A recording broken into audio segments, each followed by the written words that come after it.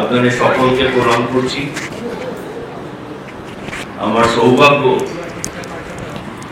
চিতালদা সংক্রান্তি অবস্থিত মন্দিরে আসার সুযোগ পেয়েছি। এই মন্দিরে আগে কখনো আসেন, আজকে প্রথম এলাম। ঠাকুরের অশেষ কৃপা আমার উপরে যে আমাকে এখানে এনেছেন, এখানে বসিয়েছেন। এই কোনো কিছুর জন্য সামর্থ্য আমার নেই, অধিকার আমার নেই। ঠাকুরের কৃপায় যা হয়েছে, আর ঠাকুরের কৃপায় যা কথা হবে তাই হবে। আমার সামর্থ্য কিছু নেই। আমি প্রথমে ক্ষমা চেয়ে নিচ্ছি, আমি কিছু জানি না। আমাকে শুভ এই বলবার জন্য বলেছে, আমি এসে বসে পড়েছি এই পর্যন্ত, আর আমি কিছু জানি না। বাকি ঠাকুরের ইচ্ছেতে যা হবে তাই।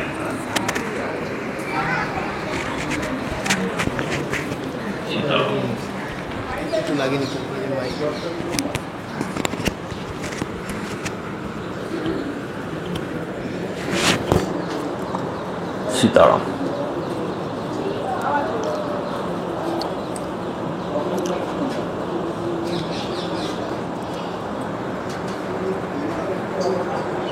প্রসঙ্গ ভগবত কথা। ভগবত কথা শুরু করতে গেলে যে জিনিস দিয়ে শুরু করতে হয় সেটা ভগবত এলেন কিভাবে। ভগবত তো স্বয়ং ভগবান শ্রীকৃষ্ণ, তিনি কিভাবে এলেন। বেদব্যাস জগতে কল্যাণ নিমিত্তে বেদকে 4 ভাগে ভাগ করলেন, অষ্টাদশ পুরাণ লিখলেন। লেখার পর তার মনে কোনো শান্তি নেই। তার মনে হলো যেন কিছুই বলা হলো না, কিছুই লেখা হলো না। যখন এই রকম অশান্ত হৃদয় বেদব্যাস বসে আছেন, কে জানে কি কাজ কি ঠিক হলো, ঠাকুরের কথা ঠিক কি লেখা হলো, জগৎ কল্যাণে কাজ কি ঠিক মতো হবে, যেটা ভেবে আমি এটা করলাম সেটা কি সত্যি সত্যি হলো, ঠাকুর কি আমার কাজ গ্রহণ করলেন। যখন এইরকম ভাবছেন, এমন সময় নারদ এসে উপস্থিত হলেন। নারদ এসে বললেন, কি ব্যাপার, আপনাকে যখন অশান্ত দেখছি কেন। তখন বেদব্যাস বললেন, ঠাকুর আমি বুঝতে পারছি না কাজ ঠিক মতো হলো কিনা। নারদ বললেন, ঠিকই হয়েছে, আপনার কাজ এখনো বাকি আছে, যার জন্য আপনার চিত্ত শান্ত হচ্ছে না। কি কাজ বাকি আছে? আপনি ভগবানের কৃপার কথা, ভগবানের লীলার কথা এখনো বলা হয়নি, সেটা বাকি আছে। সেটা আপনি লিখুন, তবে সম্পূর্ণ হবে। শ্রীকৃষ্ণ গীতায় জগৎ সংসারে যত জ্ঞান হতে পারে সমস্ত জ্ঞান 700 শ্লোকের মধ্যে বেঁধে দিয়েছে। গীতার বাইরে কোনো জ্ঞান জগতে নেই। কিন্তু একটা জিনিস গীতায় নেই, শ্রীকৃষ্ণ সেটা লিখতে পারেননি, বলতে পারেননি। শ্রীকৃষ্ণ বলতে পারেননি এমন কি কথা আছে? হ্যাঁ আছে। ভগবান শ্রীকৃষ্ণ যে নিজে কত সুন্দর সেটা শ্রীকৃষ্ণ বলতে পারেননি গীতায়। ভগবান যে নিজে কত সুন্দর, ভগবান যে কত ভালো, ভগবান যে কত করুণাময়, সে কথা শ্রীকৃষ্ণ গীতায় বলতে পারেননি। সেটা বাকি রয়ে গেছে। সেটাকে পরিপূর্ণ করার জন্য ভাগবত। ভাগবত তো লেখা হলো, 12টা স্কন্ধে ভাগবতে বর্ণনা করা হলো। কিন্তু যার কথা বলবার জন্য বেদব্যাস লিখতে বসতেন ভাগবত, শ্রীকৃষ্ণের কথা, সে কথাটা শুরু করলেন কোথায়? 10ম স্কন্ধে গিয়ে। মোট 12 স্কন্ধে ভাগবত, 10ম স্কন্ধে গিয়ে উনি শ্রীকৃষ্ণের কথা বলা শুরু করলেন। তার আগে 9টা স্কন্ধ ধরে কি করলেন? এখানেই আমার জিজ্ঞাসা, আর এখানে সেই প্রশ্নের উত্তর অনুসন্ধান করব। এই 9টা স্কন্ধ ধরে উনি কি করলেন? পরীক্ষিতকে যখন সুখদেব যখন ভগবত কথা শোনাচ্ছিলেন, পরীক্ষিতের মাত্র 7 দিন সময় ছিল হাতে, তার মধ্যে 3 দিন পেরিয়ে গেল, শ্রীকৃষ্ণের কথা হলো না। পরীক্ষিত বললেন, এ কি ঠাকুর, আপনি তো বললেন আমার একটা পরম্পরা আছে, একটা সম্পদ আছে, সেই সম্পদের সন্ধান তোমাকে দেবো, এই 3 দিন ধরে এত কথা বললেন, কোথায় সেই সম্পদ? বসো বসো, তিষ্ঠ, আমি সেই সম্পদের খবর দিচ্ছি। এতটা সময় কেন নিলেন? এতটা সময় কেন নিলেন জানতে গেলে ভাগবতের প্রথম শ্লোকে অনুসন্ধান করতে হবে। ভাগবতের প্রথম শ্লোকে কি বলা আছে, আমি শ্লোকটা বলছি না, সেখানে বলা আছে ভগবানকে জানবার 2টো উপায় আছে।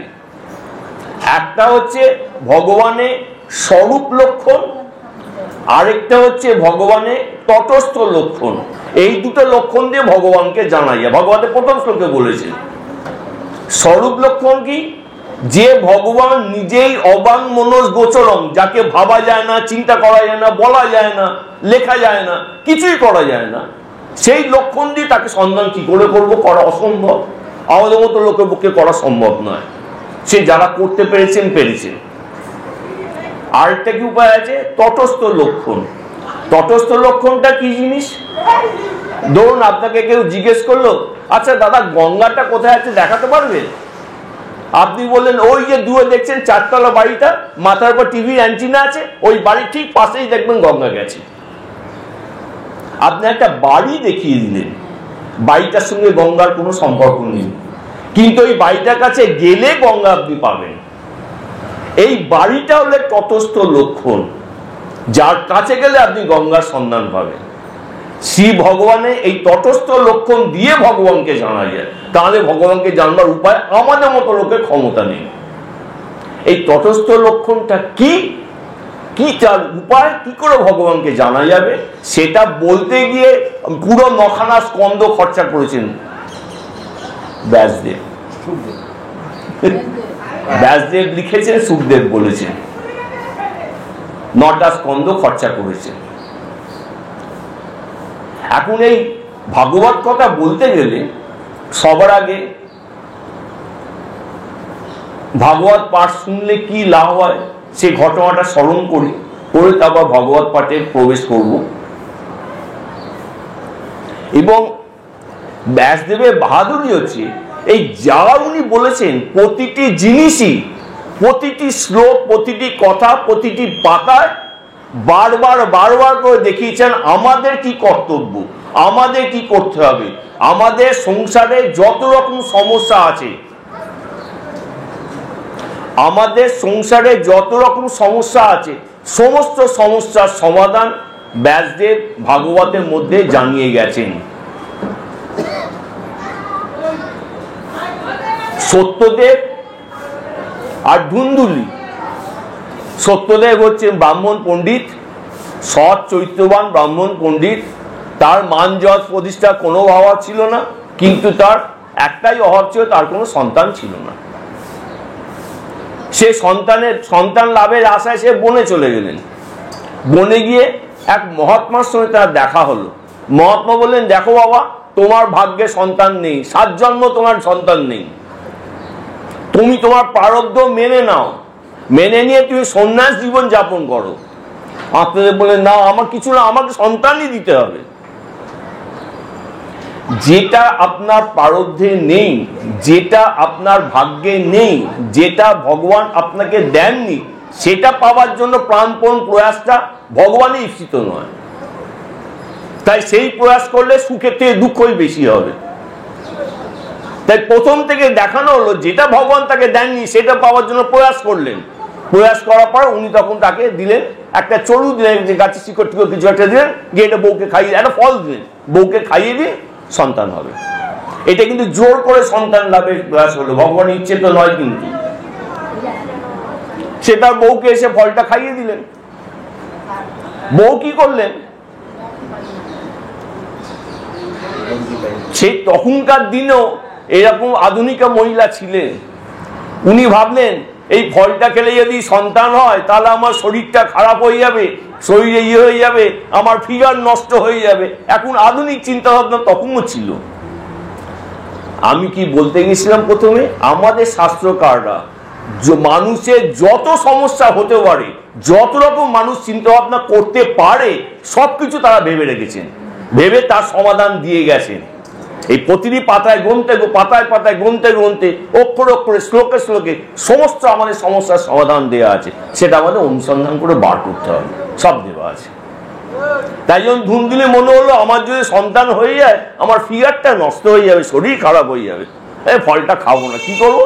এই গরুটাকে খাইয়ে দিই। তারা আশ্রমে গরুকে খাইয়ে দিলেন। আর তার বোন সন্তান সম্ভব, সে বললো ঠিক আছে আমার সন্তান আমি তোকে দিয়ে দেবো, ততদিন তুই মানে তোর সন্তান হবে একটা ভান করে তুই শুয়ে বসে থাকিস। মানে ছলনা করলো স্বামীর সঙ্গে, এর ফল ভালো হয় না। তাই জন্য তার বোনের যে সন্তান হলো সে একটা দুষ্কৃতকারী তৈরি হলো, ধুন্ধুকারী। এবং অদ্ভুত ভগবানের কৃপা, অবিশ্বাস করবেন না। গরুর পেটে মনুষ্য সন্তান হলো, অবিশ্বাস করবেন না। প্রথম কথা, বিশ্বাস করলে লাভ আছে, অবিশ্বাস করলে সবই লস। এবং তার গোকর্ণ হলেন সে এক অসম্ভব সচ্চরিত্র ব্রাহ্মণ পণ্ডিত মহাত্মা তৈরি হলো, কারণ সেই ফলের ফল। আর এ ভগবানের ইচ্ছার বিরুদ্ধে করতে গিয়েছিল, তাই তার বোনের যে সন্তানটা হলো একদম দুশ্চরিত্র তৈরি হলো। এবং সত্যদেব বুঝলেন ব্যাপার বেগতিক সুবিধেন না, উনি সন্ন্যাস নিয়ে ঘর ছেড়ে বেরিয়ে চলে গেলেন। তারপরে ঘটনা আপনারা সবাই জানেন। এই ধুন্ধুকারী তার মাকে মেরে কুয়োর মধ্যে ফেলে দিল। তারপর সে তার কি করলো, 5টা স্ত্রী নিয়ে সংসার করতে শুরু করলো। 5টা স্ত্রী কি? কাম, ক্রোধ, লোভ, মোহ, মাৎসর্য, এই যত রকমের পাপ আছে সেগুলো তার স্ত্রীর মধ্যে সঙ্গ করতে। তারা আবার একে বধ করে কুয়োর মধ্যে ফেলে দিয়ে চলে গেল, এসে পেটজনী লাভ করলো। এবং গোকর্ণ চলে গেছিলেন তীর্থ করতে, সে ফিরে এসে দেখলেন সর্বনাশ যাওয়াবার হয়ে গেছে, আমার ভাইটা প্রেতজনী হয়ে গেছে, সে মরে গেছে, অকাল মৃত্যু হয়েছে। তখনই কি তার উপায় কি বার করতে যাওয়ার জন্য উনি সূর্যদেবকে স্তব করলেন। গোকর্ণের এমনই ক্ষমতা ছিল, সূর্যের গতিকে স্তব্ধ করে দিলেন। সূর্যদেব বললেন যে তুমি ভাগবত পাঠ করো, ভাগবত পাঠ করলে ওর প্রেতজনী থেকে উদ্ধার হবে। তারপর আপনারা সকলেই জানেন গোকর্ণ ভগবত পাঠ করতে শুরু করলেন। সেই ধুন্ধুকারী প্রেত বাঁশের মতো ঢুকে রইলেন। সে হাওয়ার বডি তো, এমনি জায়গায় বসতে পারে না, ফাটে বলে এক একটা স্কন্ধ পাঠ হচ্ছে, এক একটা গাঁট ফেটে ফেটে আস্তে আস্তে সে ভাগবত পাঠ শেষ হলো, ধুন্ধুকারী উদ্ধার হয়ে গেল। আরো বহু লোক ভাগবত পাঠ শুনলেন, আর কেউ কিন্তু উদ্ধার হলো না, ধুন্ধুকারী একা হলো। ভাগবত পাঠ করতে গেলে সেখানে মন রাখতে হবে। এখানে ভাগবত পাঠ শুনতে এলাম আর ওখানে ভাবছি বাড়িতে কি হচ্ছে, রাতে রান্নাটা তো করে আসা হয়নি, গিয়ে রান্নাটা করতে হবে, রুটিটা করতে হবে, এইসব ভাবলে ভাগবত পাঠ শোনা হবে না। সংসারটাকে ছেড়ে এসে এখানে মন দিতে হবে। এখানে মন দিলে ভগবান সেই মন গ্রহণ করেন। ভগবান গ্রহণ করার জন্য ব্যস্ত হয়ে আছেন আমাদের জন্য। এবং যখন শুধুমাত্র ধুন্ধুকারীকে নিয়ে চলে গেলেন তখন ভগবানের কাছে বলে, সে কি আমরা সবাই মিলে পাঠ শুনলাম, কি করে হলো? ভগবান বললে হ্যাঁ, ও আবার পাঠ করো, আমি আবার আসবো। ধুন্ধুকারী গোকর্ণ আবার পাঠ করেছিলেন, ভগবান আবার এসেছিলেন, সকলকে উদ্ধার করেছিলেন। ভগবান নিয়ে যাবার জন্য ব্যস্ত, আমরা যাবার জন্য ব্যস্ত নই। এখন যে কাউকে জিজ্ঞেস করা হয় আপনি কি সন্ন্যাস নেবেন, কেউ হ্যাঁ বলবে না। কোনো বাবা মাই চায় না তার ছেলে সন্ন্যাস হোক, কোনো বাবা মাই চায় না ছেলে পরম কল্যাণ হোক। আমরা কি চাই? আমরা চাই ছেলে মেয়ে পয়সা রোজগার করবে, বাড়ি গাড়ি করবে, ফ্ল্যাট করবে, এইসব চাই। তারপর বুড়ো বয়সে হাউদাস করে মরি, ছেলে আমাকে দেখে না। এটাই হচ্ছে সমস্যা। আমরা আমাদের কল্যাণ চাই না, তাই জন্য আমাদের এত অকল্যাণ। এবং ভাগবতের মধ্যে দিয়ে ব্যাসদেব আমাদের যে সন্দেশ দিয়েছেন সে কিছু কিছু আলোচনা করি। প্রথম যে ঘটনাটা ভাগবতে পাই সেটা হচ্ছে ধ্রুবর উপাখ্যান। ধ্রুবর উপাখ্যানে কি পাই? ধ্রুবকে উপাখ্যানে পাই খুব সামান্য একটা সাংসারিক সমস্যা। সুনীতি আর সুরুচি দুই স্ত্রী রাজা উত্থান পাঠ, নাম শুনে বুঝতে পারবেন একটা সুরুচি মানে যেটা ভালো লাগে, আমাদের খারাপটাই বেশি ভালো লাগে। আমার টিভি সিরিয়ালটা ভালো লাগে, রামায়ণ পাঠ করতে ভালো লাগে না। সুরুচি আমার প্রবৃত্তি অনুযায়ী। আর সুনীতি, সুনীতি হচ্ছে যেটা আমার কল্যাণ হবে সেটাই সুনীতি। এই সুনীতি আর সুরুচি উত্তমপাদের স্ত্রী। উত্তমপাদে কোলে ধ্রুব উঠতে গেলেন, সেই সময় তার আরেক ভাই যে উত্তম আছে, যে সুরুচির সন্তান, সে সেই কোলে উঠে বসে আছে। এমন সময় সুরুচি এসে বললেন, শোনো শোনো, ওই কোলে ওঠার তোমার অধিকার নেই, ওই কোলে উঠতে গেলে আমার গর্ভে জন্মাতে হবে। একদম খুব নিম্নমানের সাংসারিক সমস্যা, 203 ঝগড়া। কাঁদতে কাঁদতে ধ্রুব যখন তার মার কাছে গেলেন, তার মা কি বললেন? এই হচ্ছে ভাগবতের শিক্ষা। তার মা বললেন, মা বললেন না, কি করব বল, আমার মন্দ ভাগ্য, তোর বাবা আমাকে দেখে না, এই আমাদের এই আশ্রয় দিয়েছে, এই যথেষ্ট, বাবা তুই মেনে নে। এটাই তো স্বাভাবিক সাংসারিক কথা। মা তাকে সে কথা বললেন না। এই হচ্ছে আমাদের আদর্শ মা। আদর্শ মা, ইনি জানেন কোন পথে সন্তানকে নিয়ে যেতে হবে। এই আদর্শ আজ আমরা ভুলে গেছি। আমি প্রথমে বললাম না, কোনো বাবা মাই চায় না ছেলে সাধু সন্ত হোক, তা যায় সবাই সব ইটিং বিটিং করে ইংরাজি পড়ে পয়সা রোজগার করবে। কোনো বাবা মাই চায় না ছেলে মেয়ে সন্তান সন্ন্যাস হোক, ধর্মপথে চলুক। সুনীতি কি বললেন? বাবা তুই পদ্মপলাশ লোচনকে ধর, পদ্মপলাশ লোচনকে ধর, ধরে তোর মনে দুঃখ কাটবে। সংসারে যত সমস্যা আছে, এই সমস্যার সমাধান করতে গিয়ে অফিসের বস ও পাড়ার দাদা অমুক তমুক তমুক লোককে ধরে কোনো সমস্যার সমাধান নয়। সমস্যার সমাধান হবে ভগবানকে ধরে, ভগবানের আশ্রয় নিয়ে। এই বার্তা দিচ্ছে ধ্রুব সংবাদ। সমস্যা সমাধানে ভগবানকে ধরো। ধ্রুব এবার রাস্তায় বেরিয়ে পড়লেন, বনের পথে পথে ঘুরছেন। মা বলেছেন পদ্মপলাশ লোচন হরি, কোথায় পদ্মপলাশ লোচন হরি? ভগবান ব্যাকুল হয়ে বললেন, হরি এরকম ভাবে যে আমাকে পাওয়া যায় নাকি? আমাকে পেতে গেলে অনেক নিয়ম আছে, সাধন সাধ্যায় করতে হয়, তবে আমার কাছে আসাই যায়। খালি আমার নাম করে বনে বনে ঘুরলেই হল না, বাঘে খেয়ে নেবে ছেলেটাকে। আরে নারো শিগগিরই যাও, ব্যাকুলতা ভগবানের বেশি। ধ্রুবর যত না ব্যাকুলতা ভগবানকে পাওয়ার, ভগবানের ব্যাকুলতা তার থেকেও বেশি। ভগবান বলে, নারো তুমি শিগগিরই যাও, এই ছেলেটা বনে বনে ঘুরছে, বাঘে খেয়ে নেবে, অকাল মৃত্যু হয়ে যাবে, বেচারি খেতে পাচ্ছে না ছেলেটা। ভগবানের কষ্ট, ভগবানের দয়া। নারদ চলে আসলে, নারদ এসে বললেন, কি ব্যাপার, তুমি কি করছো? বলে, আমি পদ্মপলাশ লোচন হরিকে। নারদ বলে, সেই কি, ওসব নিয়ে কি, তুমি খেলাধুলো করো, পড়াশোনা করো, ওসব নিয়ে কি করো? বলে, না আমি কিচ্ছু চাই না, আমি পদ্মপলাশ লোচন হরিকে চাই। মা তাকে সেই সন্দেশ দিয়েছে, সে সন্দেশ সে আঁকড়ে ধরেছে, আমি এটা ছাড়া আর কিছু চাই না। ভগবান এসে তাকে দেখা দিতেই পারতেন না।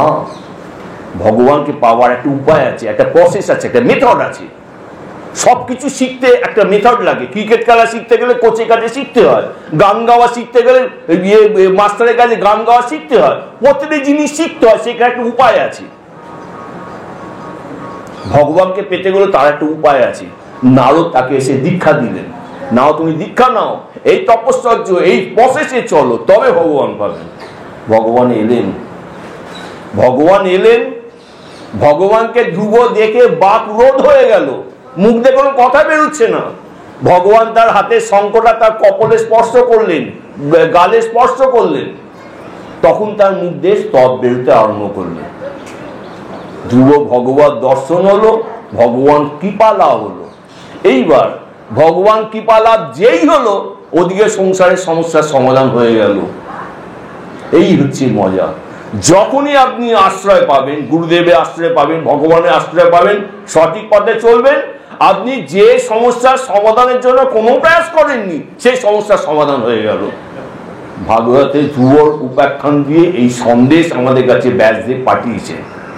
তখন তার বাবা ছুটে আসছে ধ্রুবকে নেবার জন্য, তখন আর সুরুচি আর জ্ঞান দিচ্ছে না, আমার গর্বে না জন্মালে ওই পেটে বসতে পারবি না, এই জ্ঞান আর দিচ্ছে না, কারণ তার ভগবত প্রাপ্তি হয়েছে, আসল জায়গা সে ধরেছে।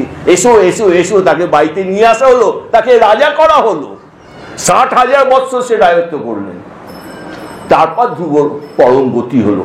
আর ধ্রুবর ইতিহাস বলার দরকার নেই, আমার বলার উদ্দেশ্য ছিল এটাই, সংসারে যে কোনো সমস্যার সমাধানে একমাত্র উপায় হচ্ছে ভগবানকে ধরা, আর কোনোটা উপায় নয়। আমরা যেগুলোকে উপায় মনে করি কোনোটাই উপায় নয়, তাতে সমস্যা আরো বেরিয়ে। ভগবানকে ধরলে সমস্যার সমাধান হবে। ধ্রুব সংবাদ দিয়ে ব্যাসদেব আমাদের এই সন্দেশ দিলেন। এরপরে আমরা কি পেলাম?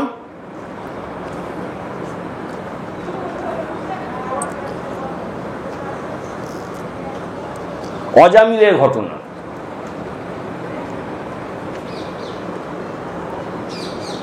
অজামিল ন্যায় চৈত্রবান সৎ রাজা ছিলেন, খুব ভালো লোক ছিলেন, কিন্তু একদিন তিনি এক শূদ্রানীর প্রেমে পড়ে গেলেন। যে কোনো সময় মানুষের স্খলন হতে পারে। এই ব্যাসদেবের শিক্ষা শুরু হলো, ঘটনা শুরু হলো, শিক্ষা শুরু হলো। এই অজামিলের যে স্খলন হলো, এই স্খলন প্রত্যেকের হতে পারে, আমার আপনার সকলের হতে পারে। আমরা কেউ যেন মনে করি আমি গুরু আশ্রয় পেয়ে গেছি, হরিনাম সংকীর্তন করছি, রোজ সকলে ভাগবত পাঠ করছি, গীতা পাঠ করছি, সুতরাং আমি মাবই, আমার কোনো ভয় নেই। ভুল ভুল ভুল। যে কোনো মুহূর্তে আমরা বিপদে পড়তে, সব সময় সাবধানে থাকতে হয়, সব সময় সাবধানে থাকতে হয়। পাপ যে কোনো সময় ঘাড়ে পড়তে পারে। অজামিলের যেটা হয়েছিল, সৎ চৈত্রবান ন্যায় ব্রাহ্মণ, হঠাৎ সে এক শূদ্রানী প্রেমে পড়ে গেল। কিন্তু ভগবানের এমন কৃপা, সে তার সন্তানের নাম নারায়ণ দিলেন। কেন দিলেন জানি না, এটা হচ্ছে ভগবানের কৃপা। তার সন্তানের নাম নারায়ণ দিলেন। যখন অজামিলে যখন মৃত্যু সময় হলো, লাস্ট মুহূর্তে যখন যমদূতরা এসেছেন তাকে নিয়ে বলেন, ও ভয় করতে তার ছেলেকে ডাকলে, এই নারায়ণ নারায়ণ নারায়ণ ছেলেকে ডাকলেন। ভগবান এতেই সন্তুষ্ট হয়ে গেলেন। ভগবান এত সহজেই সন্তুষ্ট হন, এটাই হচ্ছে ব্যাসদেবের বার্তা। তুমি যে কোনো সময় বিপদে পড়তে পারো, কখনো সিকিউর নয়, সাবধানে থাকবে, কিন্তু ভগবানের নাম স্মরণ করলেই তোমার বিপদ মুক্তি। সঙ্গে সঙ্গে নারায়ণের দূত আসলে অজামিলকে নরক যাওয়া থেকে রোধ করলেন। তারপর অজামিল সাধ্য সাধনা তপস্যা করে তার সদ্গতি হয়েছিল। সে বড় ইতিহাস, সেই ইতিহাস বলার আমার দরকার নেই। আমার বলার উদ্দেশ্য হচ্ছে এই অজামিলের ঘটনা দিয়ে আমাদের এই শিক্ষা দেওয়া হলো যে তুমি কখনো সিকিউর নও, সব সময় সাবধানে থাকবে, সব সময় সাবধানে থাকবে। আমি যদি মনে করি মাবই, আমি যা কিছু করতে পারি, আমি গুরু পেয়ে গেছি, হরিনাম সংকীর্তন করছি, আমি ভাগবত পাঠ করছি, সুতরাং আমার ভয় কিছু নেই, না, সব সময় সাবধানে থাকবে। যে কোনো সময় শরীরে পাপ প্রবেশ করতে পারে, এটা কলিযুগ। এই যুগের প্রভাব সব সময় আমাদের উপর ক্রিয়া করছে, সুতরাং সাবধানে থাকার দরকার। এই বার্তা ব্যাসদেব দিয়েছেন আমাদের অজামিলের ঘটনার মধ্যে দিয়ে। তারপর ব্যাসদেব আমাদের কি জানিয়েছেন?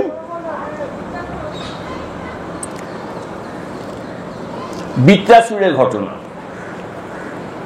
বৃত্রাসুরের ঘটনা না বললে ভাগবত হয়ই না, কারণ বৃত্রাসুর মৃত্যু গ্রহণ করার আগে যে ভগবানের যে শ্লোক, যে স্তব করেছেন, সে ভাগবতের সর্বোৎকৃষ্ট স্তব। সেইগুলি বৃত্রাসুরের মুখ দিয়েই বেরিয়েছে। বৃত্রাসুরকে একজন দৈত্য, দৈত্যর মুখ দিয়ে ভগবানের প্রেমে সর্বশ্রেষ্ঠ শ্লোক বেরিয়েছে। এই হচ্ছে ব্যাসদেবের কৃতিত্ব। কেন হয়েছে সেইখানে আসি। ছিলেন চিত্রকেতু। চিত্রকেতু সৎ চরিত্রবান ব্রাহ্মণ ছিলেন, তার ন্যায় ভালো লোক খুব কম ছিল তখন। কিন্তু সেই চিত্রকেতু সন্তান লাভের জন্য প্রাণপণ তার প্রয়াস। এইখানে শিক্ষাটাকে আমি আসছি, প্রাণপণ প্রয়াস, আমাকে সন্তান দিতে হবে। মহর্ষি অঙ্গিরা এলেন, অঙ্গিরাকে ধরলেন, আমাকে সন্তান দিতে হবে। অঙ্গিরা বললেন, না, তোমার ভাগ্যে সন্তান নেই। বলে, না, আমাকে সন্তান দিতে হবে। তখন অঙ্গিরা বলে, ঠিক আছে, তুমি সন্তান লাভও হবে, আবার তোমার সন্তান হানিও হবে। দুটোই হবে তো। ও ঠিক আছে, সন্তান তো লাভ আগে হোক। সন্তান লাভ হলো, কিছুদিন পরে সন্তান মারাও গেল। সন্তান যেই মারা গেলে তখন চিত্রকেতু একটা হাউতাস করতে হতো, আমার জীবনে সব শেষ হয়ে গেল, যাও একটা সন্তান পেলাম সেটাও চলে গেল। এমন সময় অঙ্গিরা আবার আসলেন, তোমাকে বলেছিলাম তোমার সন্তান থাকবে না, বলে না আমি আমার সন্তানকে দেখতে চাই। অঙ্গিরা নারদ এসেছিলেন, চিত্রকেতু সেই সন্তানকে আহ্বান করে নিয়ে আসা হলো। সেই সন্তান এসে সন্তানকে অঙ্গিরা বললেন, এই দেখো তোমার পিতা তোমার জন্য ক্রন্দন করছেন। সন্তান বলল, আমার পিতা? আমার কোন পিতা? আমার কোন পিতা? আমি তো এর আগে অনেক পিতা পেয়েছি, ইনি কোন পিতা? এইবার চিত্রকেতুর আসল জ্ঞান হলো, সত্যি তো এই জগৎ সংসারে আমাদের এই যে সম্পর্কের ক্ষণিকের সম্পর্ক, এটাই সব নয়। এটাকে অবলম্বন করে ভগবানের পথে যেতে হবে, কিন্তু এটাই সব নয়, আসল সম্পদ অন্য জায়গায় আছে। এই শিক্ষা চিত্রকেতু হলো, এবং চিত্রকেতু সাধ্য সাধনা করে একবারে মহত্ব লাভ করলেন, মহাত্মা তুল্য তার ক্ষমতা হলো। এবং তা এমনই ক্ষমতা হলো যে চিত্রকেতু গগন মার্গে চলাচল করার ক্ষমতাও তিনি অর্জন করলেন, একবারে মুনি ঋষিদের মতো। এখানে আবার ব্যাসদেব সাবধান বানিয়ে নিয়েছেন, খুব সাবধান। সাবধানটা কোথায়? চিত্রকেতু একদিন গগন মার্গে যাচ্ছেন, যেতে যেতে উনি তখন দেখলেন ভগবানের রাজসভায় সমস্ত আলোচনা হচ্ছে। এমন সময় শিব ঠাকুর বসে আছেন কোলে পার্বতীকে নিয়ে। শিব ঠাকুর কোলে পার্বতীকে নিয়ে বসে আছেন, এত লোক তার সামনে বসে আছে, কারুর কিন্তু এই নিয়ে কিছু মনে হয়নি, কারণ শিব পার্বতী একই ভিন্ন দেহ মাত্র। অথচ চিত্রকেতু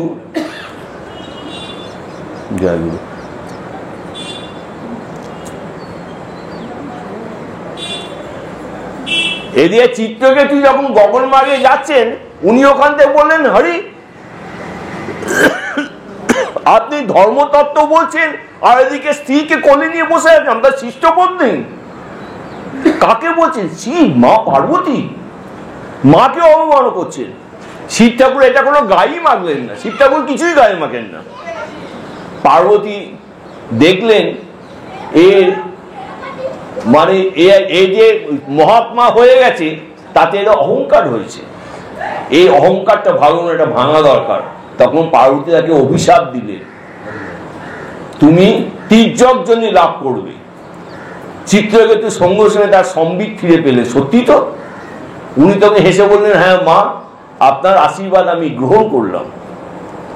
এখানে ব্যাসদেব বার্তা দিচ্ছেন, তুমি ভক্ত হয়ে গিয়ে নিজেকে ধরাকে সরা জ্ঞান করো না, সম্মানীয় লোকে সম্মান করতে শেখো।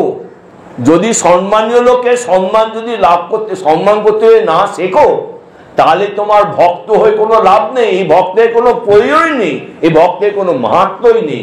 সম্মানীয় লোকে সম্মান করাটা সবার আগে দরকার। এই বার্তা ব্যাসদেব দিয়েছেন আমাদের কাছে। চিত্রকেতু এবার পরের জন্মে কি হলেন? বৃত্তাসুর হলেন। বৃত্তাসুর কি করে হলেন?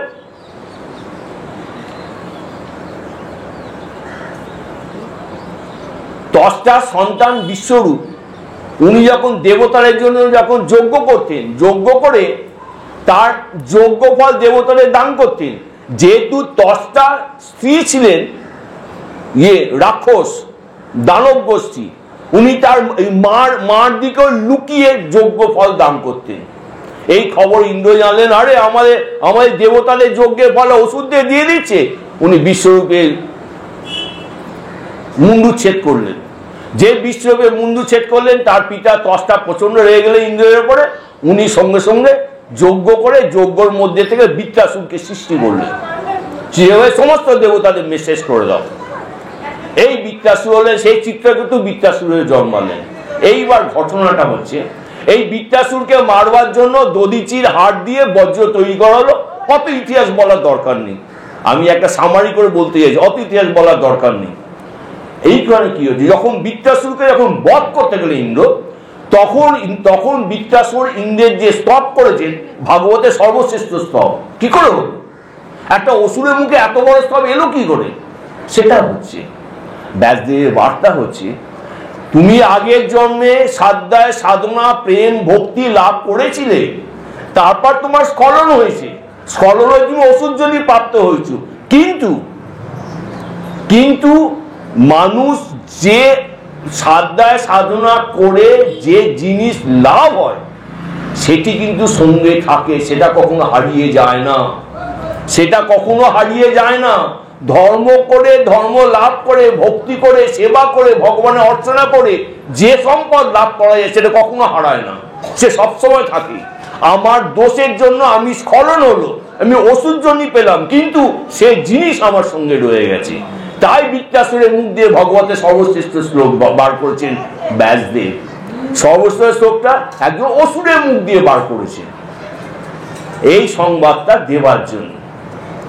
বৃত্তাসুরের পর তারপর ব্যাসদেব এসছেন